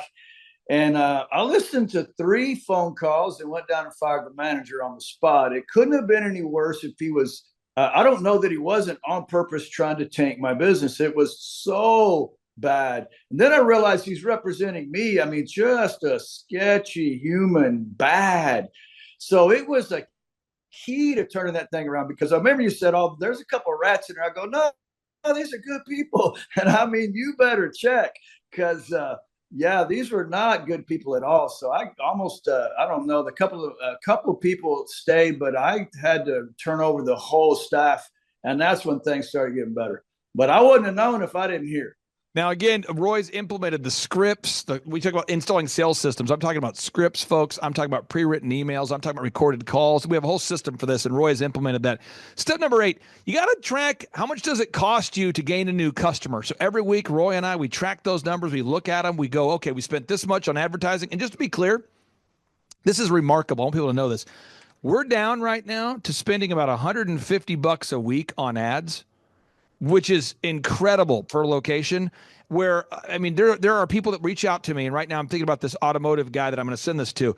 He's spending right now over $2,000 a week on ads, and you're now down to 150 a week on ads or less. Could you talk about just how, the idea that tracking every single week? I mean, because we've been doing it for years now. I mean, how many years have we been doing this? I mean, because we've been doing it for years now. I think 2016, I believe. Yeah. So we're like 9 years into it, and we're tracking, and you can see that number of that you were spending on ads is going down. Down. Could you talk about that a little bit? I did the same thing. You know, you get a couple of slow days, and somebody tells you they can just overwhelm you with customers. It always takes a little more. But if you're not measuring, you don't know where they're coming from. You don't know if they're bringing in one. I'll never forget this young man just got out of college, and he had a marketing degree, and he's all excited about how he's going to just, explode my business. And so I think it was ClickFunnels or something. And the young man really believed it. I mean, you know, he was passionate and he believed what they told him. So I said, well, how much do we got to spend to know if it even works? And he gave me a number. Well, I doubled it. I said, well, let's double that number and let's do it for a month and see if I can. And we ask where people come from, because we vet our customers at the counter. And so, and I said, let's give it a month. So he did all this stuff, and not one customer said that's where they heard about us after a month of doubling what he said it would take to make it work. But he believed it. He was sincere. He was just sincerely wrong. So again, working with somebody that actually knows what works is pretty important. Now, step number 9, I want to brag on Roy for a second, folks, for anybody watching this. We all have different strengths and weaknesses. One thing Roy does really well is he's organized. And it's hard to build an organization unless you're organized. And I would say 90% of the clients I work with are not organized. And so when you go to the garage or RC Auto Specialist, everything has a place. Everything's organized. You can leave knowing that your vehicle is going to be repaired with quality and a focus on quality, taking care of your vehicle. That's something Roy's always done. But if you're watching today's show, I won't mention the name of the company, but there was a bakery I'd worked with for a while, and I'm not kidding. She would, every meeting, she would take a call. Clay, I got to take the call. What's going on? Sorry, someone's calling me. And then I'd say, what happened? She goes, oh, they ran out of eggs. I'm like, okay. Next week. Clay, got to take the call real quick. Sorry. They ran out of flour. Got to take the call. They ran out of toilet paper. And I'm going, hey, we're focusing on the marketing and the accounting and the systems and the legal and the tracking. but your core thing is you make cookies and bakery items, right? How often do you run out of material? She goes, oh, every day. It's like every couple hours. It's just a zoo. So again, if you're out there today, you got to be organized. We'll help you with that. We didn't have to help Roy with that, but we do help. We most of our clients, we do have to help on that. Next is managing. Step number 10. I would argue that managing people is the hardest thing for compassionate people to do, holding people accountable to a standard of excellence. And Roy, you've done a great job of really assembling an all-star team piece by piece, almost like the NFL draft. Every year, if you have a team that's a loser, you got to go acquire a good guy, another good player, Sure. maybe do a trade, maybe do a different. And you've built a wonderful team now. Could you talk about maybe the pain of recognizing that someone's not a good fit and yet needing to, you want to be compassionate, but you Right. also know that if you don't fire a bad employee, the customer will fire you. Could you talk about that? Because you've really built a great team now. Yeah, we have the best humans we've ever had, but that was on purpose. And so one thing I've learned is to hire slowly, fire quickly. If you know you've made a mistake, it really affects the whole team, the whole atmosphere of the shop. One bad guy, I don't care how much work he's putting out, it is not worth it. I believe there's a proverb says, "Get rid of the mocker, and all strife will cease." And I mean, the whole atmosphere of the shop changes. So now I've left it up to my employees. I say, if I hire somebody, I stick them in here and they don't fit our culture, you just let me know. So 2 of them lasted a week. It's not worth it. I won't do it. And like I said, we do well, but I've got good humans, no drama. Everybody shows up to work. They're family guys, but it was on purpose. I'm telling you, I've been through a few. Now, next question I have here for you is, or next step number 11, you've got to create a repetitive schedule. You and your wife are really involved in missions and outreach, and I'll just kind of keep it vague there, but you guys are passionate about weekly going out and sowing seeds and investing time in ministry, and that's a big part of your schedule. Could you talk about the importance of you and your wife having a schedule that you two agree on? Because you guys have that, and a lot of clients I see, it's the husband and wife have a very different view of how the schedule should be, and rather than just agreeing to disagree or setting a schedule that works, there's a constant fight. Could you talk about just the importance of you and your wife having a schedule you both agree on?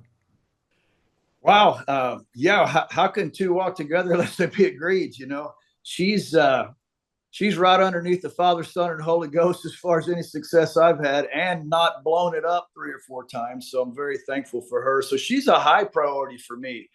And so we have come to an agreement about how much we're going to work and where we're going to be, and we have determined to be together. There was a season there that we couldn't, but we changed that pretty quick. So it wasn't healthy. And then I look back behind me and see how many people have been together. We've been 37 years now. And I mean, it is a huge win over any of these businesses, but it ties to those businesses. I could not have done what I've done without her back behind the scenes. You know, she's my strength. So we agree on everything. If we don't, I'm going to park it till we do, because that's that important to me. I don't know if that answered your question, but that's kind of how we operate. No, this is big. I'm telling you, as a business consultant, you start to see people walk in a different direction. And if they're married, that gets odd. If they're business partners, it gets odd. So you've really set a great example for that.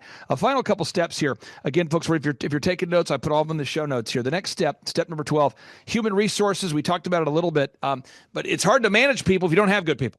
So I would just say never stop hiring. That's one thing I obsess on. Roy, you've quickly adopted that. Most business owners will fight me on the idea. They'll say, why should I always be hiring if I already have good people? Roy, what do you say to someone who says, why should I always be hiring if I already have good people? I've lost 3 people in 1 week. So you better have some back on the bench ready to come in, because trying to find them when you're in crisis situation, you usually end up getting a bad hire or two just out of desperation to get a human body in there, and then you have to back up and punt again. And so we have a several deep applications, people that we know, and if there's somebody really good, I'll make them a spot. I will pay them, and it looks like you're losing money. I'm not, because there will be a need, and when you need them, you can't find them. That's what I found. Now, step number 13, folks, you got to know your numbers. We talked about that earlier, but you got to know your accounting. It's not how much you make, it's how much you keep. And Roy and I, we get into it. We talk about it. We look at the numbers every single week. And I'm telling you, there's little moves you can do, just a little tweak. Once you get the business to a certain level, you can do one tweak, just one little tweak. And all of a sudden, the profit, the actual money you can keep, will go up. in a dramatic, impactful way. And so, Roy, I mean, what do you say for someone who's afraid of, doing a price increase despite record inflation, or somebody who's afraid to make a tweak or make a cut? What do you say about really knowing those numbers? Yeah, we did $6 million in sales last year, and we did call it 6% better. It was different at both shops, but average 6% better to the bottom line. Well, that's $360,000 of profit that for 6%. That's substantial numbers. That's life-changing money that is on top of what you were doing before, without even bringing any more cars, just being more efficient, cutting waste. You've had me do several things, like going through with changing credit card companies and fees and different, just going through and checking all the monthly things that are automated that you're not even using anymore. I mean, and these little percentages add up at the end of the year to a big number, especially when your sales numbers start going up significantly. Now, step number 14, I would ask anybody watching today's show, what's the purpose of having a business? I would argue that every day that we have is a gift from God, and what we do with it is a gift to God. And a business is simply a vehicle that allows you to give more, be more, make a bigger impact. And that's how I look at it. And I know, Roy, you're a Christian business owner. You don't have a sign that says Christian business owner Roy Cogshaw, but you are. And I know that the profits that you make, you and your wife like to sow seed into good ground and support missions. Could you talk about how you view a business? Like, what's the purpose of a business at this point in your life? Like, what is the purpose of owning a business? Yeah, at this stage of my life, I was just trying to get some money and get out of crisis, and starting the business.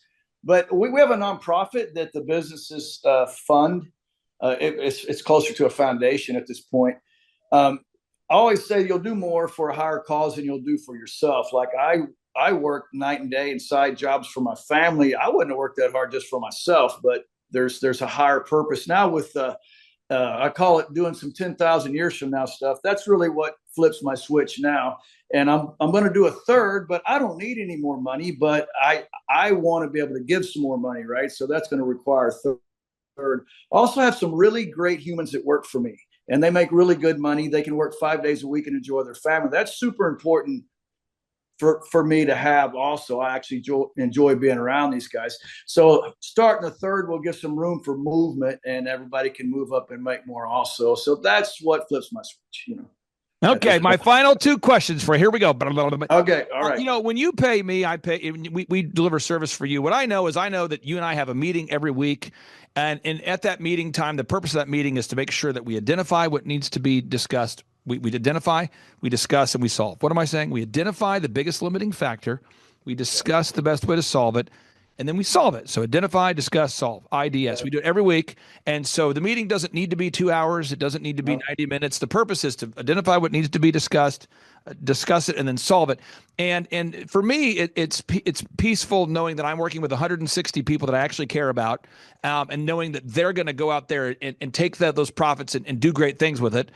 Could you talk about just maybe the impact it's made on you, knowing that, okay, I'm going to pay this guy this amount of money. I'm not going to get a random fee or a random charge, or he's not going to, go, oops, we had 2 calls, so it's more, or wow, we didn't meet this week, so it's less. Can you talk about just knowing in your mind that you got the graphic design, the photo, the video, the web, the search, the ads, all of that is a monthly thing? Yeah. Not too long ago, I looked at what the average percentage of sales was spent on marketing, and I'm like half of the bottom number is what spent on marketing. Obviously, my marketing's working because we're tracking it, right, and the sales growth. And as far as the SEO, and I've messed up and didn't send money to the hosting service and crashed my website. Clay had it back up in half a day. It's really great to have somebody call, just fixes it. I can do what I do, you do what you do. So it's very powerful to me to have somebody that no matter what's going on, no matter what crashes, you can take care of it. And I'm very convinced that it's a great bargain. I don't know how you do what you do as cheap as you do, but it actually is super economical for me. Now, Roy, what do you say to anybody out there that's thinking about going to thrivetimeshow.com and scheduling a free 13-point assessment? They're thinking about coming to one of our conferences to see Tim Tebow. They're thinking about maybe coming out to a conference to see an Eric Trump, or thinking about scheduling a free consultation. What do you say? Man, if you want change, you need to change, right? And if you knew what you needed to know to change it, you would already changed it. So it might be good to get some knowledge. I always say this: you're stuck at your level of knowledge right now. So if you don't increase that, you can't go anywhere. And especially in the area of business, most startups are technicians, right? A lot of technicians are kind of arrogant and don't think they need any help. Never read a book on business. That was me. And then wonder why you're having trouble running one, right? So it is a huge win to actually start learning about business. And I read books now, and I value knowledge, but it was a journey that really took the lid off of me, or I'd be in crisis right now at 65 and having to twist wrenches still and be in that mode I was in when I came to you. So I would encourage everybody, even for your health, your marriage, fix it. You need to fix it. Roy, you're the best joke giver I've ever seen. You have a delivery. It's a mastery. I'm not trying to paint you into a corner. I know you have a good joke. And okay. Give yourself a moment to get ready for that joke. If you're watching this right now and you don't find this funny, there's something wrong with you folks psychologically. Roy's the best joke. Every week he has a different joke. So, Roy, I'm ready. What do you call a man with a toe growing out of his knee? Tony. Yes. Does your wife feed you these jokes? Where do you get this endless source of jokes? She rolls her eyes. She's not one of my biggest fans on the jokes at all, but it doesn't slow me down much. Well, thank you. He's a comedian. He's an entrepreneur. He's a husband. He's a great dad. He's a committed Christian. I encourage everybody out there, check out his websites. He's a real guy. Roy, thank you for carving out time for us today. I really do appreciate you. All right. Thanks, Clay. Have a great day, brother. Take care. Bye-bye. All right. Bye.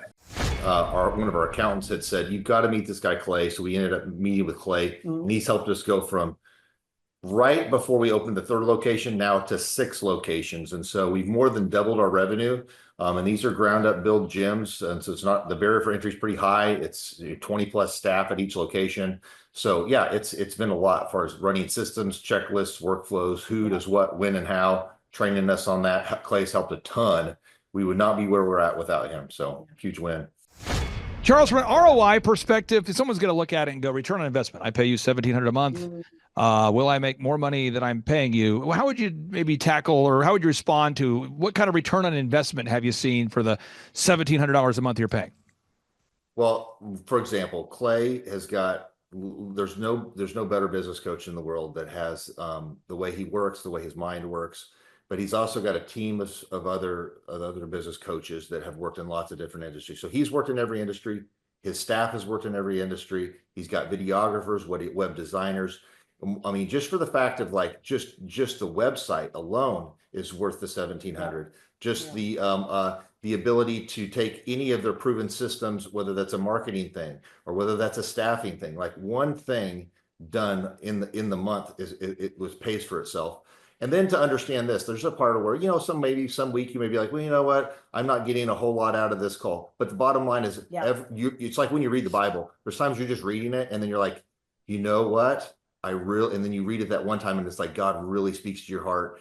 And the whole truth is, it's like, there's no way that you can get that kind of value for $1,700 to have a whole team of coaches, graphic designers, web developers, anybody that has that type of knowledge, in your back pocket. And then the whole thing is run your business with being somewhat conservative. Make sure you don't run it to the edge all the time.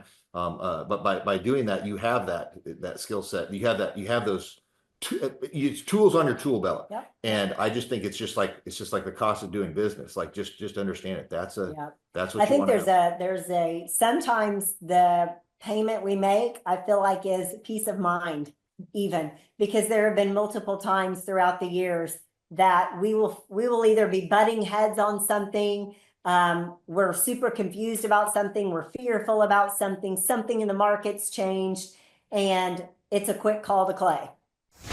Well, Thrive Nation, it's a very special occasion because a lot of times on the Thrivetime show, I get to interview people that I am friendly with or have an acquaintance with, that kind of thing. And I enjoy that. But it's really an honor whenever I get to interview someone who I consider to be a friend or people that I consider to be friends of our family. And it's awesome when we can celebrate a success story because it's a life-giving thing. And for somebody watching today's show, if you feel you need like a checkup from the neck up, if you feel stuck, if you feel like you don't have the resources to get started, but you have the resourcefulness, maybe today's show is the show you need to hear, because this is a couple. They started this business together out of their house, and they've now grown it into a multi-million-dollar, super successful company. And I've had the opportunity to work with them in a consulting or coaching capacity over these past 5 or 6 years, and I am so excited to have them on today's show. And with that being said, Amber and Charles Cola, welcome on to the Thrivetime Show. Amber, how are you? Great. Thanks, Clay. It's awesome to be on here with you. Yes, we were excited. Okay, so I got to ask this real quick because people think you're a hologram. How long have we had the opportunity to work with you, or how long have we worked with you guys together from a kind of a coaching relationship? We probably started back in 2017. 2017. Yep. So yeah, we're looking at 7, 8 years. Yeah, I mean, it's coming up on 8, probably. It's a little over 7. And from that time, I mean, you guys have experienced tremendous personal growth and business growth. I mean, could you, Charles, maybe talk about, I'm not looking for your specific financials, but could you maybe talk about maybe the size you guys have grown over these past 7 or 8 years at kolofitness.com? Absolutely. Yeah. We started off, we were getting ready to open our 3rd location, and one of our accountants had said, you've got to meet this guy, Clay. So we ended up meeting with Clay, and he's helped us go from right before we opened the 3rd location now to 6 locations. And so we've more than doubled our revenue. And these are ground up build gyms. And so it's not, the barrier for entry is pretty high. It's 20 plus staff at each location. So yeah, it's been a lot as far as running systems, checklists, workflows, who does what, when, and how, training us on that. Clay's helped a ton. We would not be where we're at without him. So huge win. Now, I'm going to ask you guys this story because I want you to be able to encourage somebody. I'm not sure who's going to watch this show, but I view every show as kind of a message in a bottle. So somebody's watching this show and they're going to relate to this story. And I'm going to let Amber go first because I think she'll maybe have a less rosy view of how it was. But you guys started kolofitness.com doing personal training to individual clients in your actual home. So like your living room was where the squat rack was, or the bench press was in the kitchen, or Amber, what was that like when you started kolofitness.com? Well, I think when you're starting something like that, you don't see bigger picture. You're not thinking that far ahead. You're just kind of thinking you have to work, you have to survive, you've got to make money, you're doing what you love. And so with that, it was kind of more as a survival. And also, we couldn't afford furniture to go in our formal living room and formal dining room. Yes. And so we were kind of stuck in a situation where Charles needed a place to train and he had a full clientele. And so we just were, well, why don't we find like a big universal piece, stick it in the living room because it's just an empty room. And the dining room became more of the office. And so we bought a big universal piece and threw down some rubber flooring, ripped up the carpet, and put some big mirrors on the wall. And we just started doing what we needed to do at the time with I definitely did not think it was going to be in my house for a couple of years for sure. But yeah, a lot of it was fear of failure. I was like, I want to make sure that, I can provide for my family. And we were trying to every lead I had, I'd follow up with every client I trained, want to make sure that I gave them good results. And next thing you know, we have about 160 clients coming in and out of the door a week. And it's me and about 4 or 5 other trainers training out of our living room. And so it became a revolving door of fitness. And then Amber also did some hair. So she had a hair salon in the back of the house. So it's like a training studio in the front of the house and then a hair salon in the back of the house. So yeah. Now, the win. Now, I want to share this story because I don't know if I've ever shared this story with you, but I think our listeners need to hear this because your story is better than mine. But let me just show this to the listeners real quick here. If we go to 111th and Memorial in Tulsa, Oklahoma, my wife and I, we were 20 years old-ish, and I remember I was so excited to be able to build our house. I remember telling my wife, honey, we can afford to build a house. We are going to build a house, a brand new house. She was so excited. I remember we were driving down Riverside. She was like, we're going to buy a house. And I go, yeah. She's like, we're going to build a house. I'm going, yeah, because we're, young couple. We'd just been married a couple years. Right here at 111th and Memorial. I found a builder named Rob Brewer who did a phenomenal job. I would hire him again. And this is a true story. So I built this house from scratch. And so my neighbor comes by, Wendy, God bless her. I'm not going to mention her last name. Wendy comes by and she's like, hey, what are you doing?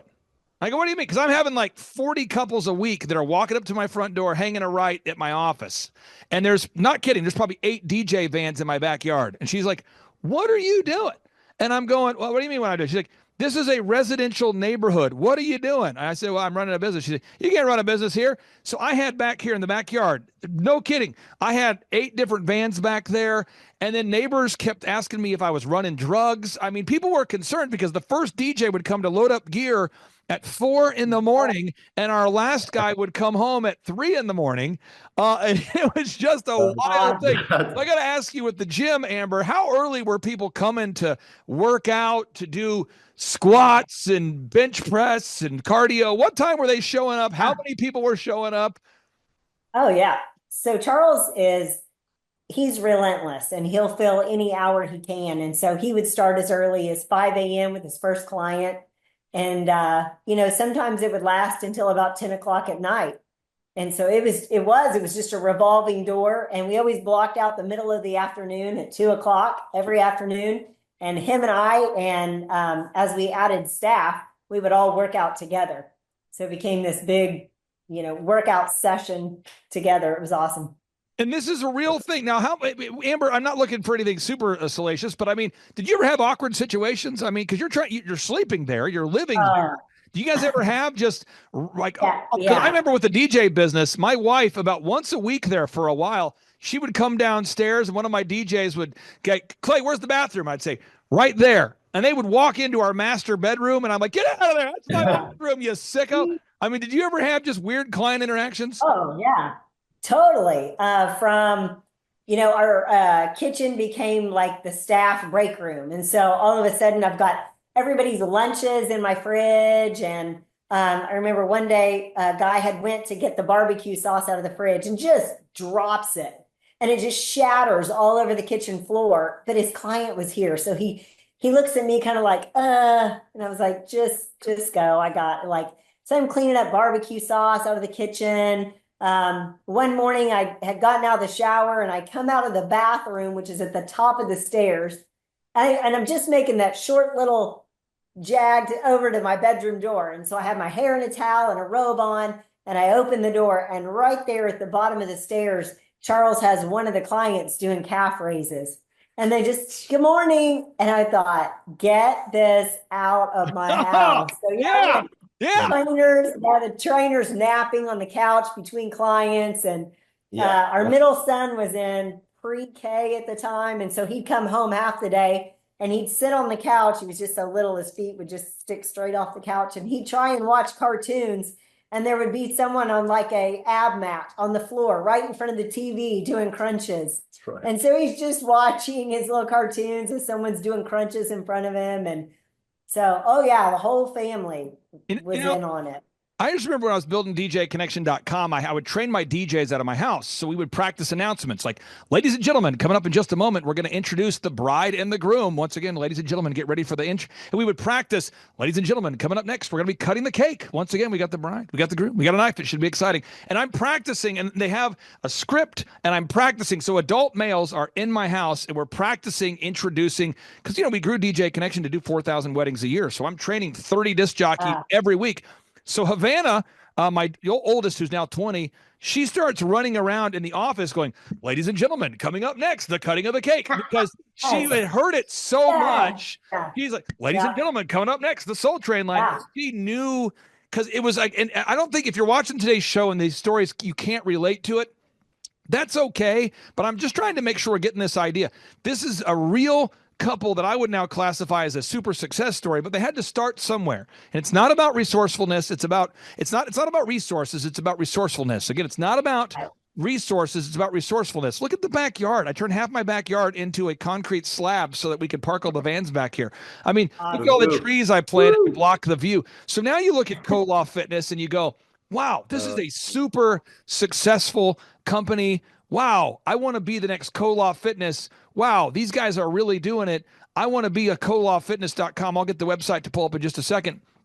And people always come to me and they say, Clay, what do I need to do? What's the most important thing? I just had a guy today, huge ministry, multi-million-dollar, massive ministry, called me and said, what's the one thing I can do to grow my ministry? And I said, buddy, I'm going to send you today's show. There are 14 things that we need to do and a lot of details on those 14. So we're going to go step by step on today's show. I'll go back and forth between Charles and Amber, and for sake of time, we'll just go back and forth rapid fire. So here we go. And Charles, by the way, you get 60 seconds on the clock for each answer. So here we go. Box number 1, you have to figure out your revenue goals. You just have to know your revenue goals. You have to know your revenue goals. What are your gross revenue goals? What are your weekly revenue goals? What are your annual revenue goals? You have to know your revenue goals. Charles, why do you have to know your revenue goals? Yes, you have to know your revenue goals so you know if you're going to be making money or not. And for us, we want to make sure that we're staying bankable, that we can open more locations. Our gyms are a ministry for us. We want to make sure that we continue to expand and making sure we got at least a 20% profit margin off of all of our expenses to income over expenses. And we know how many memberships we have to sell. We know how many clients that we have to service to hit those goals for our set overhead costs. And so you got to know how many units of items you have to sell every week, every day. And so we track that stuff. And for us, we have a lot of it's recurring revenue. But the whole point is we want to make sure that we have enough of the payable, viable buyers in the system to continue to grow. And you track this stuff. And so, we've got wonderful members of our team. We've got a young member of our team named Natalie who's learning all of this because she's, developing into a coach. And when you work with a new client, a lot of times the client's going to have a bias to focus on just marketing, just branding, but you have to know these numbers. Amber, anything else you want to talk about as far as the numbers? Because I know your husband is passionate about fitness and you are as well, but why do you have to focus on the numbers and not just marketing or not just branding or not just social media? Why do you have to focus on those numbers? Well, I think the numbers, it's like the steering wheel that steers the ship. I mean, if you don't understand the numbers, you have no idea where you're going. So I think that's probably the biggest thing. Like it leads the whole way. And I think a lot of people tend to do, I want to do the marketing, or I just want to perform the service. I think a lot of it because people are scared of numbers. I think they feel like numbers are overwhelming and they try to make numbers way too difficult. So I think that's the biggest. This is such wisdom, folks. I'm telling you, if you're not familiar with kolofffitness.com, go to their website. These guys give away a Bible. Every time they sell a new membership, they set aside a portion of the funds to give away a Bible to first-time members at their gym. It's it's a ministry, it's a business. It checks all those boxes. Let's move on to box number 3. Define the number of hours you're willing to work. Now, Amber, you happen to be married to a man who's willing to work every hour of the day if need be. I will say this, though. Most of my clients, if I had to think about my 160 clients I work with, and I had to think about the average client, 90% of them are not willing to work as hard as you guys. Most of my clients are willing to work 40 hours a week or 50 hours a week. Some will work 60 hours a week, but nobody is willing to go sprint from 4 a.m. to 8 p.m., 10 p.m. every day if need be. Your husband is willing to do that. Why is it important for you guys, Charles, to define the hours that you're going to work, the hours that you're not going to work, block out time for the family cruise, for the family trip? Why is that an important box there, Charles? Yeah. That way, my wife will stay married to me. And well, I'm like you. I like to just go. And then we take off. And we go to church on Sunday. It's important for us for us to hold the Sunday as a Sabbath, as a day off. Other than that, I like to work. I like you talked about vacation, to vacate or to leave something. I love to work. I love to build the systems and build the documents and train staff, build the systems and so on. But we do have to make sure that once a quarter we try to look at taking time off. Go ahead. Right. Well, I would say the biggest thing that we always talk about in marriage, family, and work, expectations and boundaries. Those two things have to be very clear all the time. So as long as he understands what my expectations are, and I need him to fulfill a husband role in addition to working. As long as he understands that these are my expectations, and then these are my boundaries. And as long as we communicate that, then we're good. I'll say one more thing is that for us, we've kind of at the spot to where, you know, we just work on the business, not in the business. So we don't actually do the day-to-day stuff, but we work on the business systems, checklists, workflows, training, coaching people remotely, because we do live in Florida. Our clubs are in the Midwest, Oklahoma, Texas, Missouri, and Kansas. And so running remotely and running all that stuff, we've got to kind of say, how do we want to live our lives? Like you'd say, Charles, how do you really want to live it? You got to kind of map out and clearly define that. For us, Tuesday, Wednesday, Thursday, those days are just all in on Zoom calls, training, coaching, working with staff. And so those days are really, really full days. And then the rest of the time, like on Friday, Saturday, Sunday, Monday, those are all lighter days that we don't block in a lot of meetings. It's like no meetings that we plan, but I'm still working on things that I want to work on, but I'm not leveraged to having to. So I've kind of created my 3-day work week that's like super long, and then the rest of the time I don't have meetings, I don't get held hostage on a lot of stuff, and people have to kind of have a gatekeeper to get to me. But other than that, that's how I've tried to map that out so that I can continue to mastermind and kind of grow the brand and have some meta perspective on how I want to continue to grow. So there's so much. Again, for folks, if you want to learn entrepreneurship, this is real people. If you're in the Florida area and you're looking for a job, if you're in the Joplin, Missouri area and you're looking for a career, not just a job, Koloff Fitness is a company that's going places. I'm not prophetic. I'm not claiming to have some view of the future. I just see patterns. And I work with clients and I help them implement patterns that work.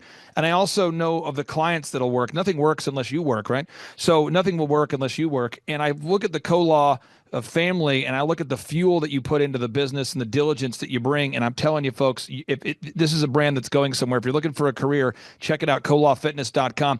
Box number 4 and 5, these kind of fit in together. Box number 4 is you have to determine your unique value proposition. That's a unique thing. What is it that makes you unique? What is it that separates you from the competition? If you're watching today's show, let's think about your website, your print piece, your auto wraps, your business cards. Let's think about everything about your business. Let's think about the sights, the sounds, the smell, the ambiance, the employees you have. What is it that makes you different from the competition? What is it that makes Chick-fil-A successful when there are many other fast food chicken restaurants? What is it that makes Quick Trip super successful when there are so many gross, nasty, dirty convenience stores? What is it that makes Chick-fil-A successful? What is it that makes Quick Trip successful? What is the secret sauce that allows Brad Stevens, the coach of the Boston Celtics, to bring out a winning lineup year after year? Brad Stevens took a dysfunctional Butler College basketball team and turned them into a top 4 basketball team. Think about this. He took a college called Butler, the size of Oral Roberts University, and took them to the Final Four multiple times. And then he takes that same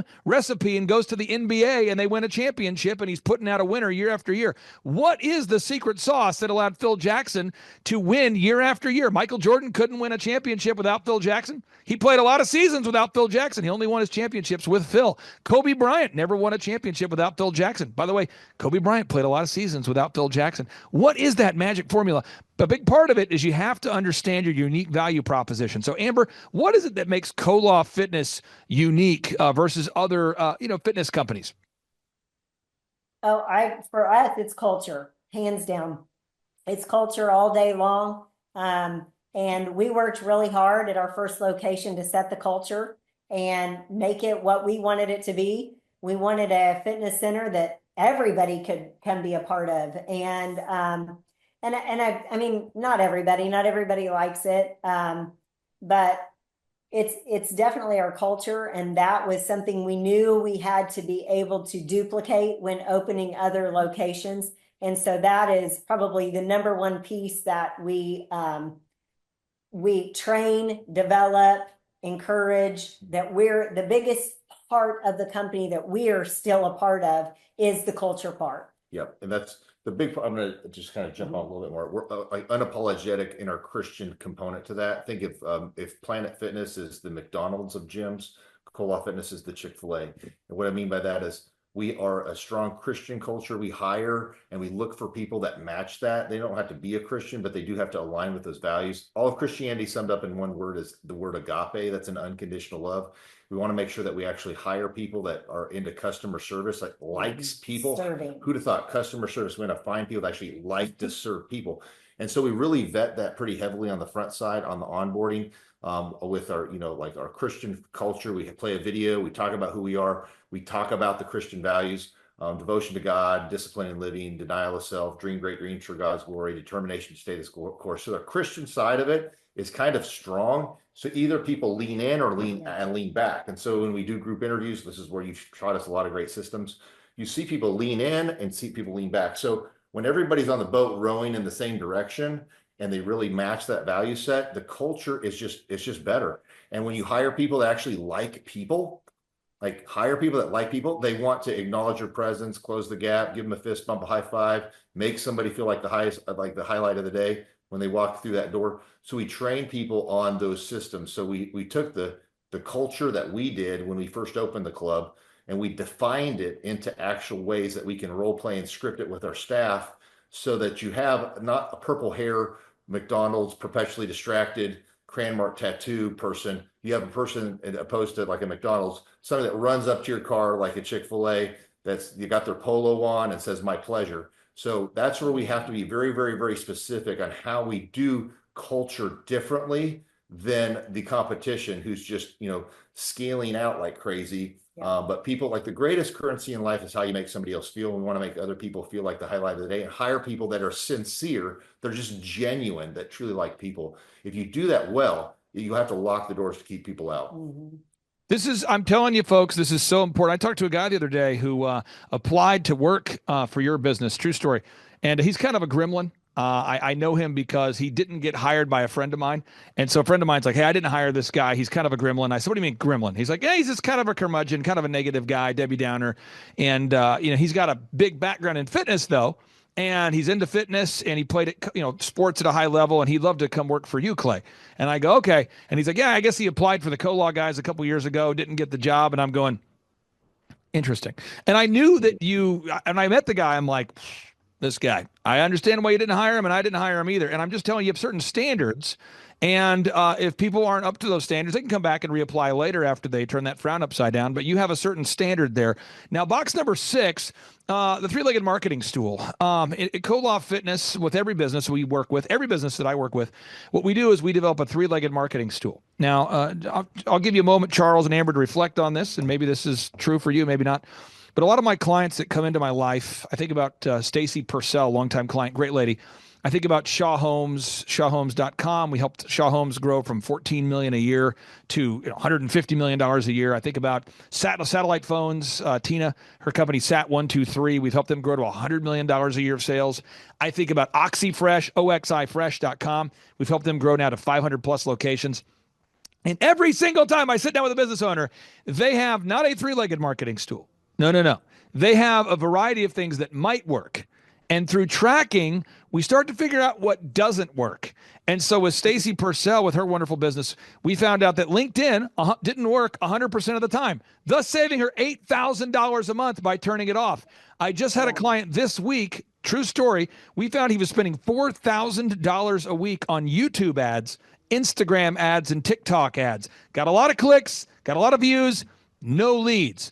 Another client, I'm just stream of consciousness. Another client of mine, they were doing mailers, getting zero response. Another client of mine was doing billboards to the tune of $6,000 a month between all their locations. And as you look at the different businesses and you track, you can really, really become much more profitable by nailing down a three-legged marketing stool. Could you talk about that, Amber? Maybe the impact it's had or hasn't had, tracking the results, getting rid of what doesn't work and focusing on what does work?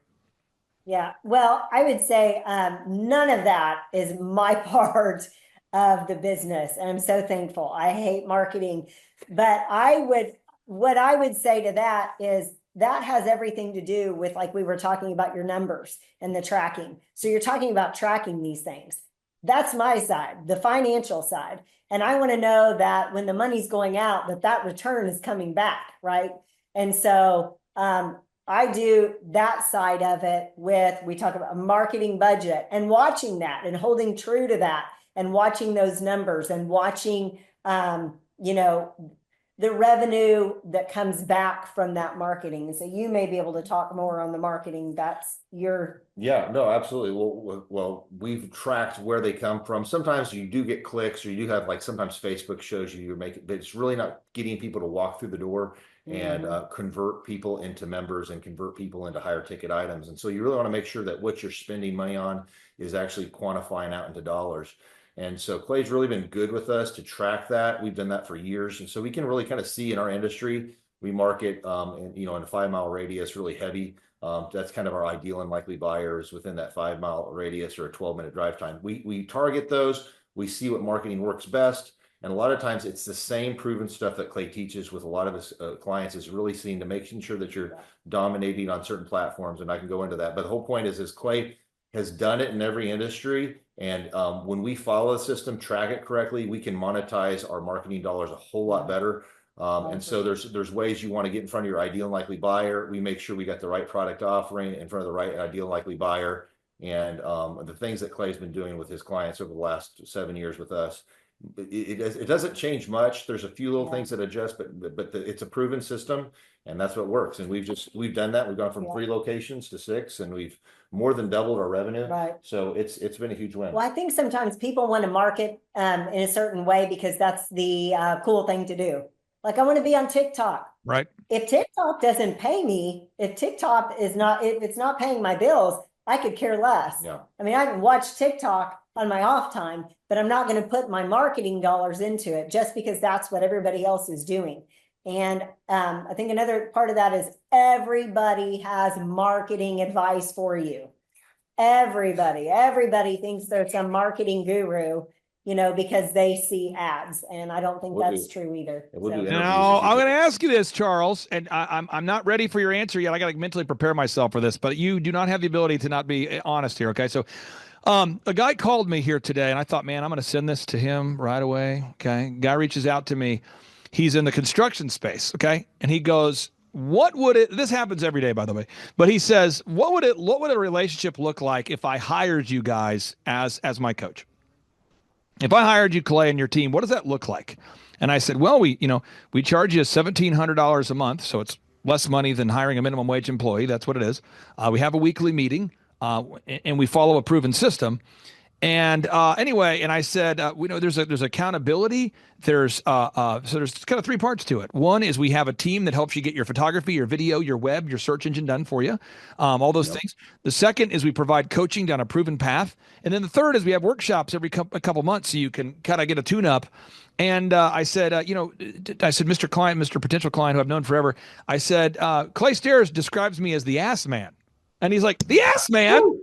And I said, yeah, Clay Stairs, longtime client of mine. He's been a client of mine for like 15 years. He literally tells people that I'm his ass man. And they go, what? Right. He goes, Clay has helped me grow my company, claystairs.com. He's helped me get into political office. But he kind of is like an irritant who follows up on the same things every week until they get done. So I wanted to ask you, Charles, how would you describe what the coaching relationship looks like for somebody out there that's saying, what is it like to work with, specifically me and my team? Well, to shoot you straight, I mean, Clay's highest desire isn't always your comfort in that coaching. His highest desire is your continued development, that you do hit your goals for financial. And a good coach, think of a good coach. A good coach tells you what you need to hear, because he doesn't just care about the comfort in the room or the comfort of the conversation. He cares about your character development, your personal development, to becoming the better leader. And if you want to run a great company, you have to be a great leader. You have to be the avatar. You have to be the great person. And Clay has really pushed that in me. And for me, like, I thought I've always needed that. And I was just like, okay, Charles, stay humble, stay coachable. And that's the biggest thing is most business owners, they don't have the ability to keep a humble, coachable heart and be willing to grow. When you work with somebody that has a proven system, they've worked in every industry, they've got a team of videographers, graphic designers, web developers, people that will help you build the back end of your business correctly, the proven systems of continuous hiring, of staff, team, like group hiring, that you always have staff ready to go. If somebody in the bullpen, so I'll take it. You always have continuous training, staff. You're never held hostage because there's somebody that doesn't know a skill set. You can always replace somebody. Because if you don't create a system, you're going to be a limited resource. And Clay creates the systems, helps you with document creation, file organization, and make sure you got that stuff so you have a proven template. It's really more like a franchisable prototype that you can handle the lowest skill set. So great people are great, but Clay's been really good at shooting me straight. If you have a humble, coachable heart and you're willing to grow and you take 2 or 3 action items every week, next thing you know, 50 weeks, 52 weeks in a year, you've got a bunch of systems, you got a way better website, you got checklist workflows, you got staff following systems, you got backup for each position. Because if you don't have people in the bullpen, you're going to be held hostage. And so you want to make sure that you got the right systems, checklists, and personnel ready to go.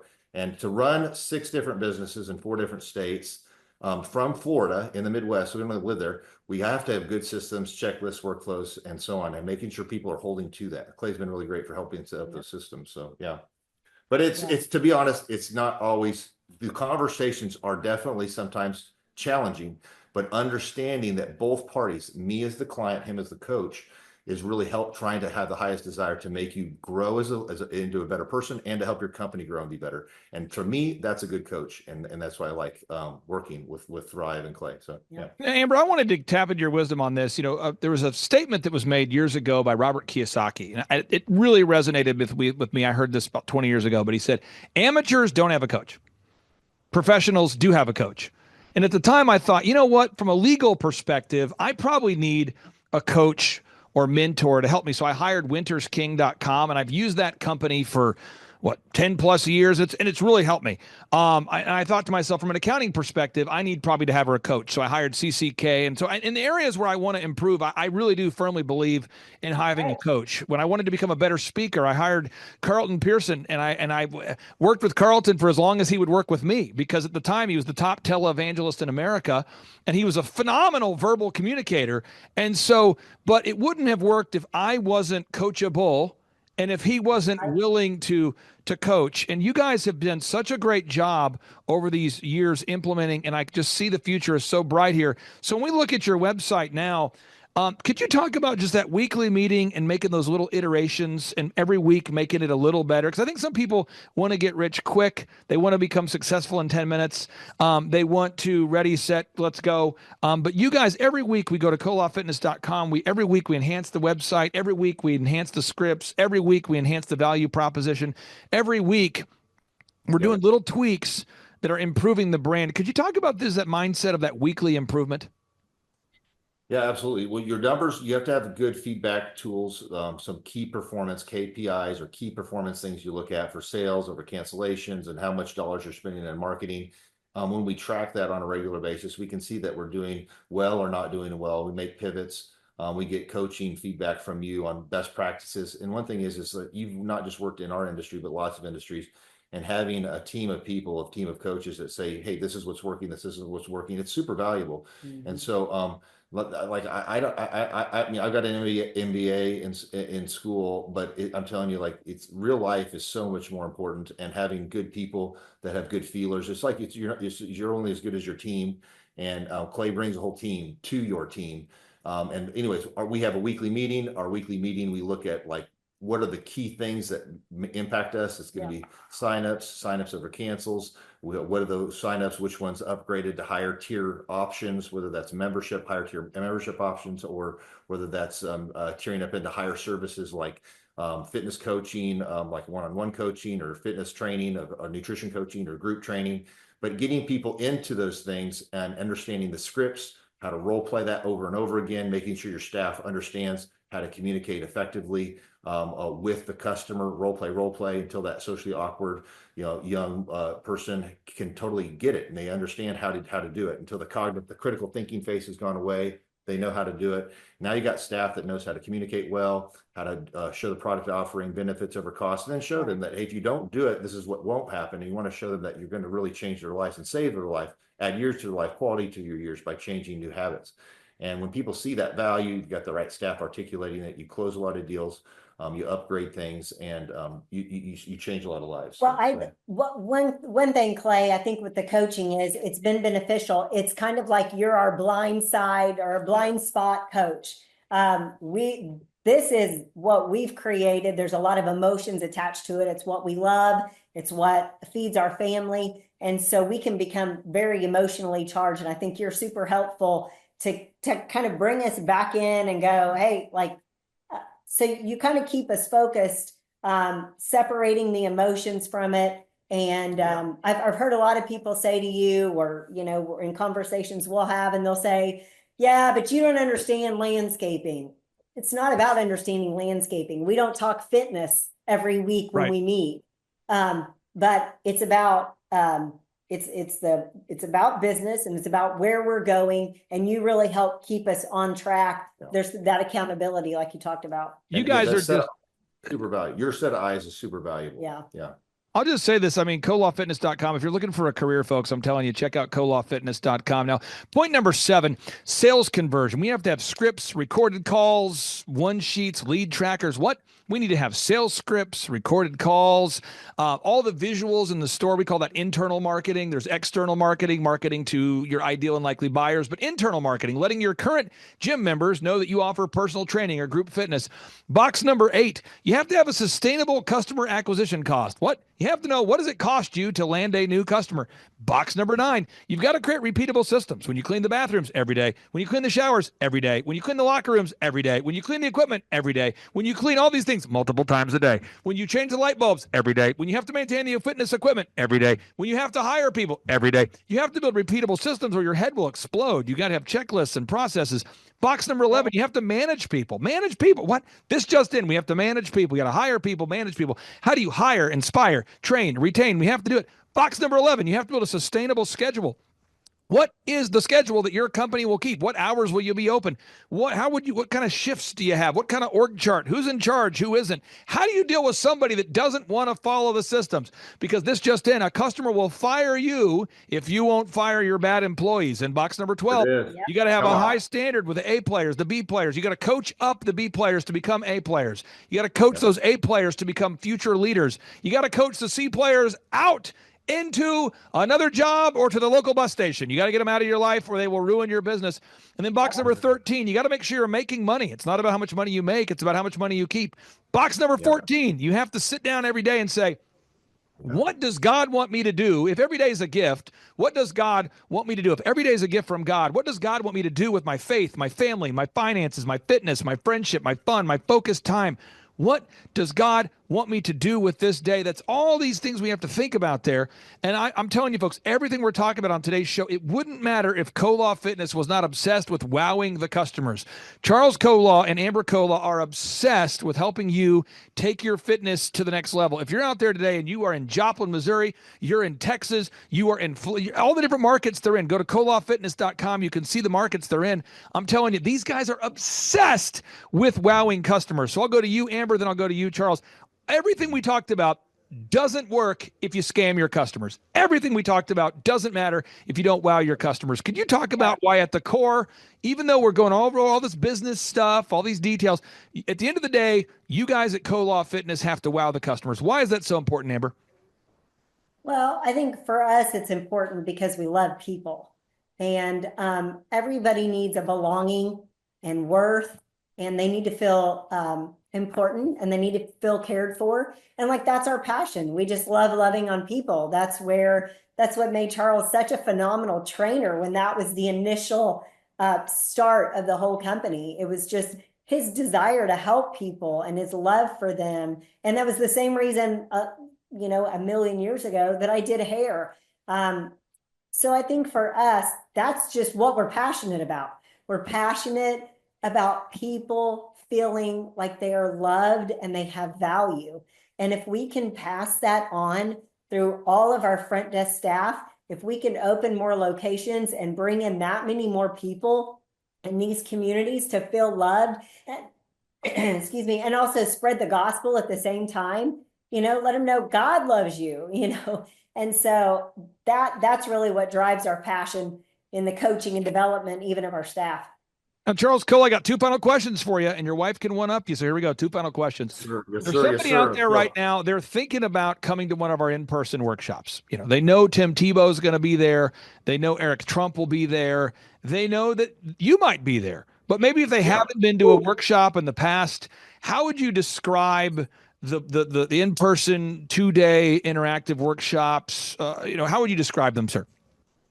It's raw and real. I mean, if you really want to if you really, really, really want to build a company, not just get like if you go to school, you get a business degree, they would say Clay's program is, business without the BS. There's no bull crap. He tells you the proven system, real proven systems that have grown and scaled hundreds, if not thousands of companies, add millions, like we are millions of dollars more in revenue because of these systems that we've implemented.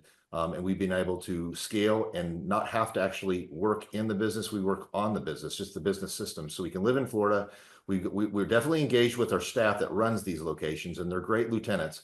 But we have the systems, we have the checklists, we've got the workflows, and we have the systems that we can hold people to. We've retained the right talent. We've got really people in the bullpen for every position, so they aren't held hostage to having to do that. But all that to say, it's funny. He's very, I mean, Clay's pretty much like a comedian. It's hilarious to listen to. If you're willing to be coachable, if you're willing to have a humble and coachable heart that's willing to grow, he'll show you proven processes. There's going to be a pathway that you can be successful. And if you're a diligent doer and you just do 1 or 2 action items every week with your coach, the whole thing is it's just being more of a marathoner than a sprinter when you're working with a coach. Just do your 2 or 3 action items, and that 2 or 3, if you times that by 52 weeks, that's 150. Next time, you got a way better website. You got a way better lead funnel. You got way better staff hired. You've got systems, checklists, workflows, all document created into mind-freeing templates, sales flows, training and development of staff, all that. So you got people in the bullpen for each position, and you're no longer being held hostage as an owner, and you've got a proven system. So that's Clay and his team. Well, so, I'll one up you. I will one up him this one time. Like there's truly nothing more exciting than to come to the conference. And we've been to almost every conference you've had for the last 7 to 8 years. And it is completely refreshing. I always get something new out of it. It's very practical. You're not sitting in this huge like ballroom with want speakers that you feel like are trying to sell you something and you're trying to stay awake. And that's not the case at all.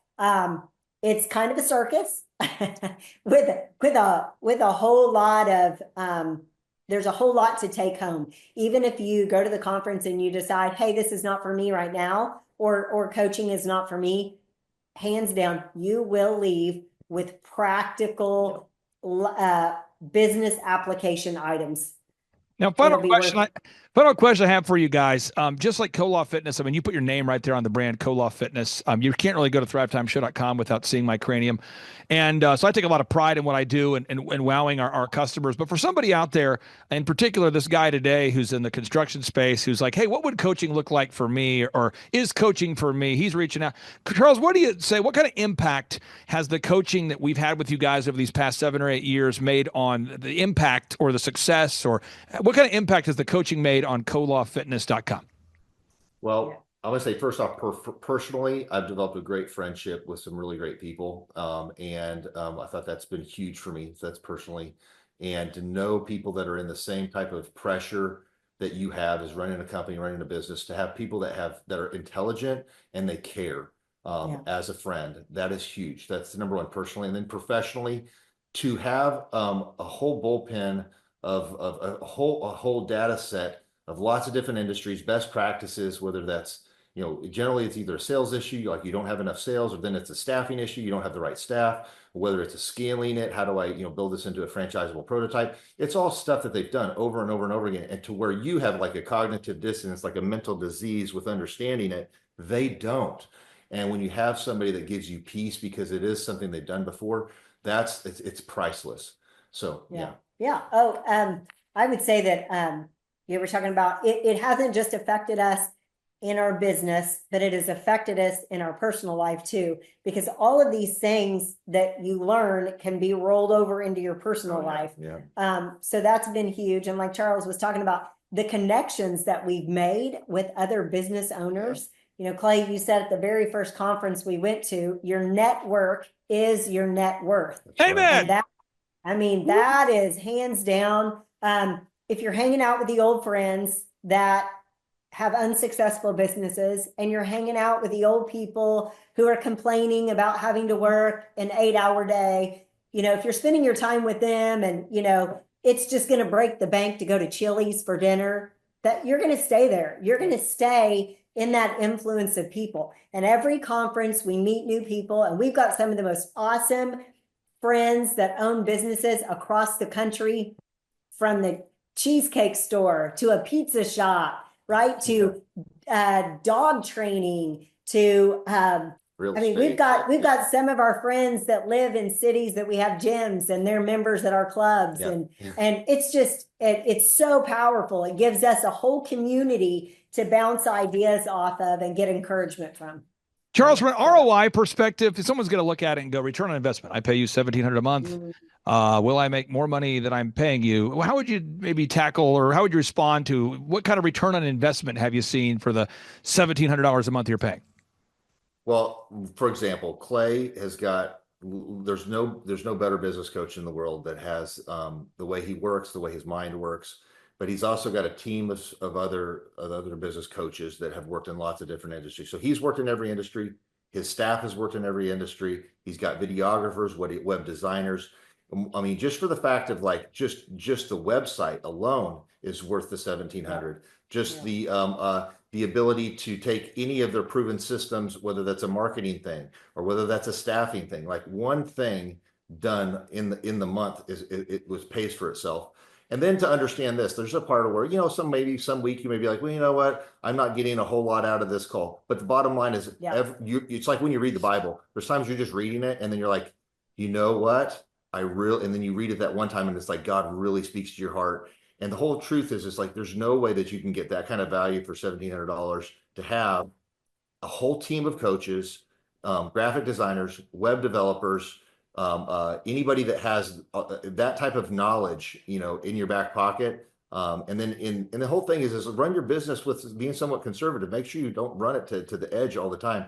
But by doing that, you have that skill set. You have those tools on your tool belt. Yep. And I just think it's just like the cost of doing business. Like just understand it. That's what I think there's sometimes the payment we make, I feel like, is peace of mind, even because there have been multiple times throughout the years that we will either be butting heads on something. We're super confused about something. We're fearful about something in the market's changed, and it's a quick call to Clay. And so that quick call to Clay, and he's outside the situation and he has other data points. I mean, we've had times that Clay, you got a quick response and you can tell us and direct us real quickly, and we're right off the phone. And there's other times you'll go, I'll call you right back. And Clay will jump in and he'll call his other contacts and get back with us. Sometimes it takes longer, but there are times when you feel that way, when you're like, is this worth it? I don't feel like we're doing much right now, or we're not growing. Inevitably something like that'll come up, and like, that's our peace of mind. Like you're like a crucial team player, Well, it's an honor to serve you guys, and for everybody's watching right now, I encourage you, if you're looking for a career. Now, if you're looking for a job, don't fill out the form, but if you're looking for a career, go to colawfitness.com, because if you live in Joplin, Missouri, Charles, Dallas, Texas, Bartlesville, Oklahoma, Amber, we live in Topeka, Kansas. If you're out there, Arlington, if you're out there, go to colawfitness.com if you're looking for a career and not just a job. Thank you, too, for carving out time with your busy schedule. And I'm so glad to have you here today. Thanks, awesome. Clay. Thank you, Clay. Awesome. Take care, guys. Bye-bye. Bye. I'm yelling something like this is a sexy Lamborghini. Some shows don't need a celebrity narrator to introduce the show, but this show does. In a world filled with endless opportunities, why would two men who have built 13 multi-million-dollar businesses altruistically invest 5 hours per day to teach you the best practice business systems and moves that you can use? Because they believe in you, and they have a lot of time on their hands. They started from the bottom, now they're here. It's the Thrivetime show, starring the former U.S. Small Business Administration's Entrepreneur of the Year, Clay Clark, and the entrepreneur trapped inside an optometrist's body, Dr. Robert Zillner. 2 men, 8 kids, co-created by two different women, 13 multi-million-dollar businesses. We started from the bottom, now we're here. We started from the bottom, and we'll show you how to get here. Started from the bottom, now we're here. We started from the bottom, now we're here. Started from the bottom, now we're at the top. Teaching you the systems to get what we got. Colton Dixon's on the hooks. I break down the books. Z's bringing some wisdom and the good looks. As the father of five, that's why I'm alive. So if you see my wife and kids, please tell them hi. It's the CNC up on your radio. And now 3, 2, 1, here we go. We started from the bottom, now we're here. We started from the bottom, and we'll show you how to get here. Started from the bottom, now we're here. We started from the bottom, now we're here. We started from the bottom, now we're here.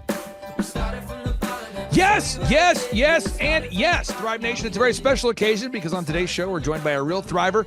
He could be, you might say, this guy looks like a hologram. He looks like an idealized hologram. This guy could be a male model, but no, he is an actual entrepreneur, a real client, a wonderful man. We've had the opportunity to meet in person during multiple in-person workshops. He comes from the great state of Iowa. Josiah Ragsdale, welcome on to the Thrivetime Show. How are you, sir? I'm doing great. So I got to ask you, how did you originally come in contact with us there, sir? Actually through Spotify. Yep. Through Spotify. Okay. Do you remember what you were doing on Spotify? Were you looking for business shows, or was it recommended, or how did you find the Thrivetime Show? I think I was looking for business shows because I was so at the time I was actually in school to build like custom cars, and then I was working on a dragster, and so like I was looking for some more. I've never liked listening to music, so I was looking for either an audiobook or a podcast or something, and ran across your guys' business show because I always figured I'd open up a custom car shop, and then so that's kind of how I found you. So now, for anybody out there that wants to verify that you are a real person, the website is autoliftserve.com, autolift and serve, SERV.com. Josiah, could you share with everybody out there who wants to verify you're a real person? What's your first and last name, and what's the name of your company? yeah, it's Josiah Ragsdale, and then the name of the company is Automotive Lift Services. And what kind of services or solutions do you guys provide there? I think a lot of people are curious about that. What kind of services do you provide at autoliftserve.com? Sure. So kind of our main niche is obviously fixing lifts, because we generally will prioritize speed of repair. So like we offer like 48-hour repair times guaranteed. But otherwise, as far as the rest of the equipment in the shop, if it's in a shop, like in the mechanic side, whether it be exhaust ventilation equipment or air compressor equipment, we service it and sell it as well. But lifts are our main bread and butter.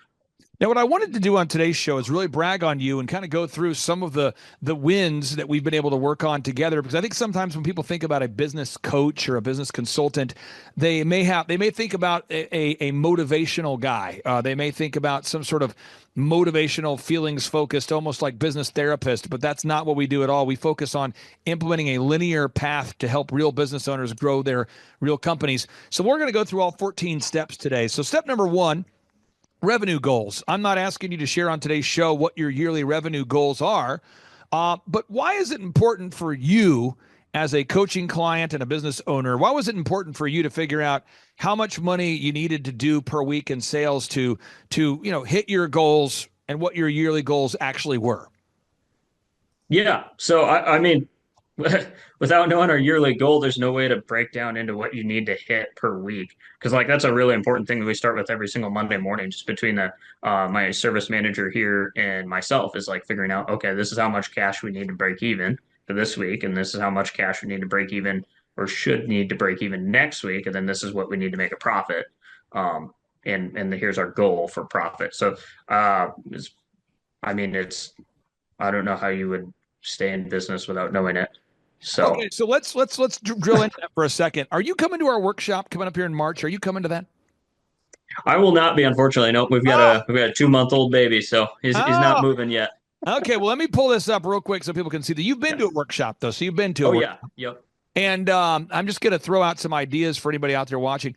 We have Eric Trump. That's President Trump's son will be there. Robert Kiyosaki, best-selling author of Rich Dad, Poor Dad. Eric Trump obviously runs the Trump Organization. They have thousands of employees. We have Robert Kiyosaki, the best-selling author of the Rich Dad, Poor Dad series. We have Tom Wheelwright, one of the most respected wealth consultants on the planet. And people say to me, Clay, man, that's got to be hard putting together an event like that. And I say, well, we could define hard, but I'll just tell you this. It's about $175,000 for me to put on that event. And someone says, huh? Real numbers that you put out up front. You say, what does that go to? Well, you got the president's son here, so you need security. You need great security. We need all the police and all the law enforcement to keep him safe.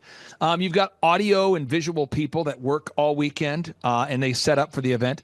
We've got food. Anytime you try to feed a small army of people, which will be 400 people, think about it. Even if the average person, if we only invested in $20 over 2 days to feed them, that would quickly add up. But it's not $20. So you're talking about $50 of food per person. You've got the security.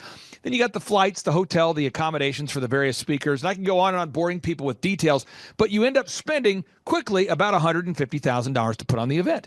And so because we only sell 400 tickets, you kind of do the math and you go, okay, that's what you need to do to break even. And I think everybody out there needs to have clarity on that. You mentioned it. I want to go back to this workflow for a second. The break even point, box number 2. Most people do not know how many customers they need to break even. Why is it absolutely essential for you and for any business owner, especially at autoliftserve.com? Why is it important for you to know how much you have to sell to break even? Yeah, I mean, if you don't break even, you're going bankrupt. So that's about as important as it gets. I mean, I don't know how else to break that down. Well, I think a lot of business owners, though, don't ever think about these things at all. I mean, I would say 99% of the wonderful doctors and dentists and lawyers and clients and automotive repair shops I've worked with, I mean, of all the clients in our portfolio, I would say 99% of them don't know their break-even point before they start coaching. And I think that's so important for everybody out there to really dial into that idea. Now, the third step is you got to know how many hours per week you're willing to work. Now, you have a baby on the way. Is this baby number 1 or baby number 407? How many kids do you have? This baby number 1. Yeah, and I remember when I first met you, you were baby free. Yep. You might have even been girlfriend free. I think you came to the conference with a friend, and I think one of the work vans stopped working, and you guys helped us fix the van or got it working. Yep. So a lot has changed in your life. Why is it important that you and your wife, you and your partner, that you guys have that you're on the same page with defining your schedule? Oh, definitely, that's huge because I mean. If we want to be happily married and have a good home for our future kids and whatnot, because we want to have more kids too. But I mean, if I was just always working, we probably wouldn't be married for very long. So my curfew moved up from 6:30 p.m. and being able to start as early as I wanted to now I quit at 5, and then I don't get to work all day and all night on Saturdays anymore. So my Saturdays start earlier, and we've kind of changed when his bedtime is to kind of make it match too. But I mean that's really important. So it's real stuff. If you get divorced, you lose 50% of what you built. So too. All right, now box number 4. Defining your unique value proposition. What is it that makes your company unique? So that's one thing we do with every client. We help you achieve that. But let's talk about autoliftserve.com.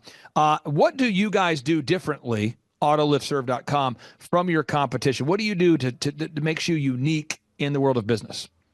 Yeah, so we guarantee that we'll fix the lift within 48 hours or it's free. We'll try and get people over to our maintenance plan right away.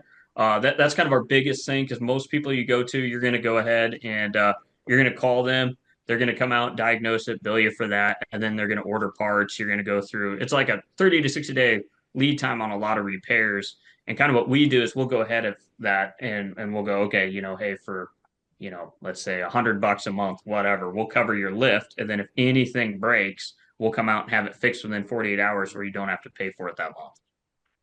So again, you've thought through this, and you have a coach that works with you every week. Let's talk about this here. Moving on to box number 5, branding. That's the website, photography, video, logo, print pieces, video testimonials. How has improving your branding impacted your ability to go out there and sell in a competitive marketplace? Oh yeah, that's impacted a whole lot. I mean, even when I was first showing up, we were right after starting up with you guys, the difference between me going in and Dream 100 marketing beforehand and afterhand was huge. Because before I'd go in, they'd be like, okay, this is just some guy off the street, clearly. But afterwards, I went in, we got into the Gabus group here in Iowa, and And I was talking to one of them there, and they thought we were part of like a franchise. They were like, "Oh wow, are you a franchisee for this company or whatever?" And I was like, that was the point that made me think like, "Oh wow, our branding's like really jumped quite a lot," and that's helped a lot because now they weren't as worried about like, "Oh, do you know specifically how you're going to fix this or what you're doing?" Now it's more so like, "Okay, this is a legit company. We're not worried about it. Just book them." I'm telling you, folks, people do judge a book by the cover. People do judge you based upon your branding. It's so important you nail it down. Box number 6, the three-legged marketing stool. There's got to be a way that every business owner out there that you can stably, consistently, methodically market to your ideal and likely buyers. There's got to be a sustainable, proven way for you to market to your ideal and likely buyers. Can you talk about the impact that it's had having someone like Andrew, one of our coaches, working with you to make sure that you're diligently implementing a three-legged marketing stool? Yeah, yeah, definitely. I mean, just having some accountability because one of ours is Dream 100 marketing, so that's pretty big where we like physically show up and keep dropping off donuts until they cry, die, or buy. But so that one's big. That's more so just the accountability of making sure we're doing it. And then obviously like getting top of Google is our other main one. And then we're kind of we run a lot of retargeting ads, stuff like that. We're cranking that up. So like those are two boxes that I really know nothing about. And so Andrew kind of takes everything from there. Like we have Lucky Orange on the website. Him and I go through it on our coach calls every week, and we kind of scroll through and see if there's stuff that could be have people hanging up on or getting caught on and whatnot. But that's pretty much. I mean, he's pretty much taking on all that. Like we write some content too. You guys write a ton of content.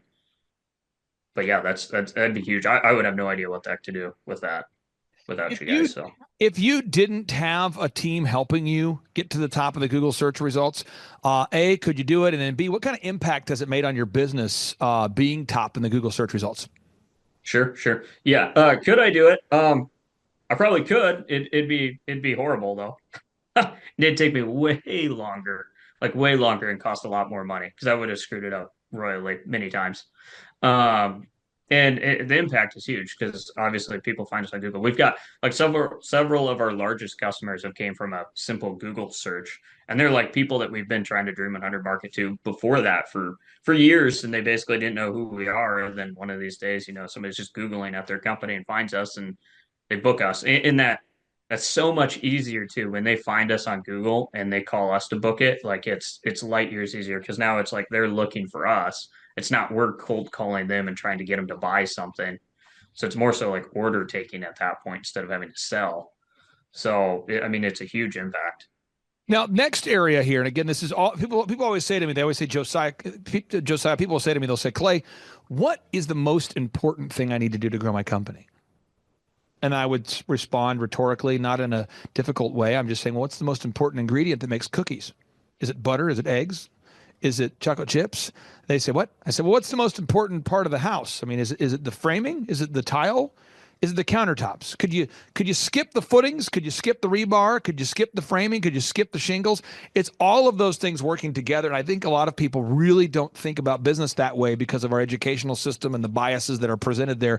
So box number 7, you got to create a sales conversion system. It's a sales conversion system. You have to have a system that we're talking about scripts, recorded calls, one sheets, pre-written emails, lead trackers, tracking the results. How has tracking the results and having a turnkey system in place impacted your business?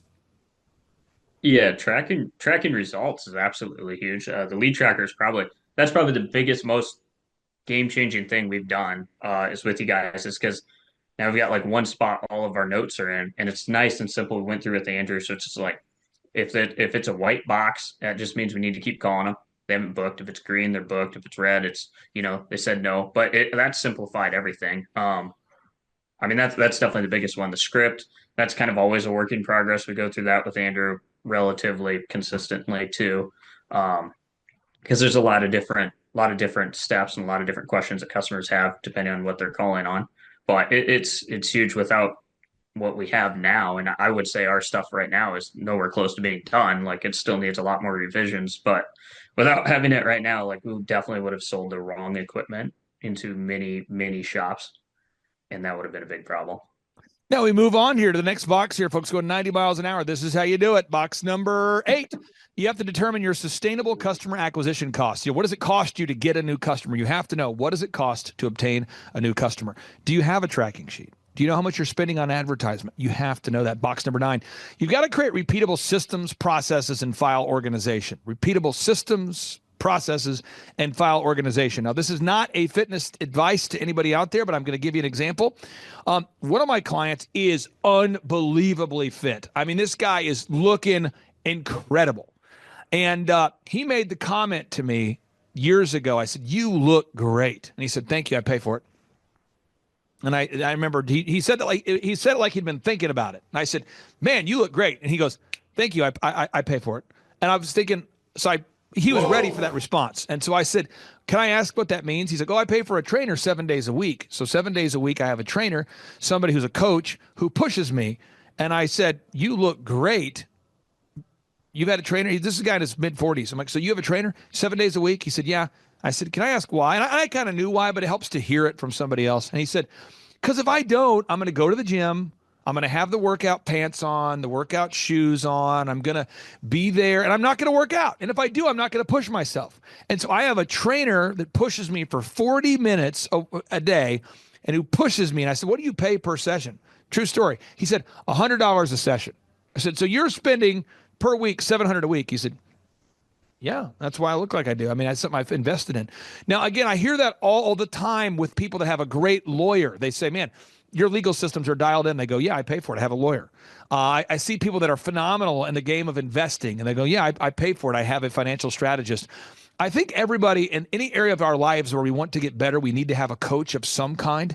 Could you talk about the impact of having a coach, what that's done for you, having somebody like Andrew that actually gives a crap about your business, that actually is 100% focused on he meets you every week, knowing it's a flat rate, but also knowing that you have somebody that each week is going to follow up with you and make sure that all these systems are being implemented? Can you talk about the impact of that? Yeah, it's huge. I'd say the biggest impact is probably every week kind of pulling me out of turtle view and back up into kind of a looking further out. So like I commonly so like for a long time, especially in the beginning, I was still doing a lot of technician work. Not so much anymore, but I was doing a lot of technician work. So it was like every Wednesday was like our call. That's like what got me back up to the point of thinking about, oh, okay, I'm actually building a company. Eventually we're gonna have somebody in this role. I'm not gonna have to do this forever, that kind of deal. But it's big. I'd say a lot of it's just like, of course, the accountability and getting numbers in your tracking sheet and stuff like that, so you know where you are and if you're gaining or not. But I'd say the bigger thing is like helping you get out of your own head and kind of see, at least for me, helping me get out of my own head and see that, oh, okay, I'm not trapped, and here's the next step I can do to get us a little bit further down the road. And he really kind of pulls that out because a lot of times I'll feel like I have no idea what to do next to keep growing the company. But in my conversation with him, a lot of times he can kind of pull that out just through us talking, and then it's like a lot more clear on how to keep growing. I find it very interesting that all of the people I've met in my life who are very successful, they all have a coach, an advisor, or somebody that pushes them. The guy that I meet that has like the jacked up haircut is normally the guy that cuts his own hair. The guy that I meet that has a really, really nice car typically did not hand make the car. They typically reached out to someone who was proven to be an expert in the car making, and they bought the car from the Ferrari dealership, from the Lamborghini dealership. The guy who has the great haircut typically has a professional they're hiring. And in business out there, if you feel stuck, you've got to implement all these systems. So box number 10 and 11, box number 10, you've got to learn how to manage people. And that's not something that's normal, managing people. Do the people on your team know what their jobs are? And are they being held accountable for doing those jobs? Do the people on your team know what they're supposed to be doing? And are they doing those things? Could you talk about the impact of having a coach, how much that's made on your ability to manage people? Yeah, that's another area that's really helpful because, I had no management experience prior to this.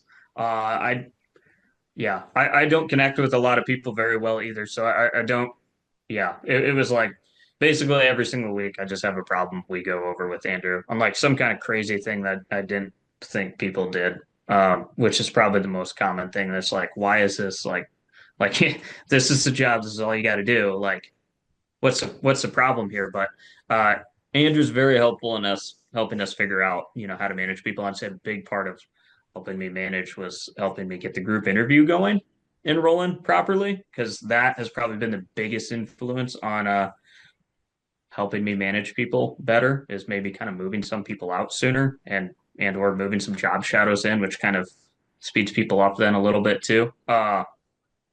Yeah, but like none of that, I wouldn't have figured out any of that without him. Now we move on here to the final couple steps here. Is you have to create a repetitive weekly schedule. You have to schedule a time every week for the group interview, like we talked about, or your daily huddles. And that's something we work with, teaching our clients how to time block and build a schedule that works for them.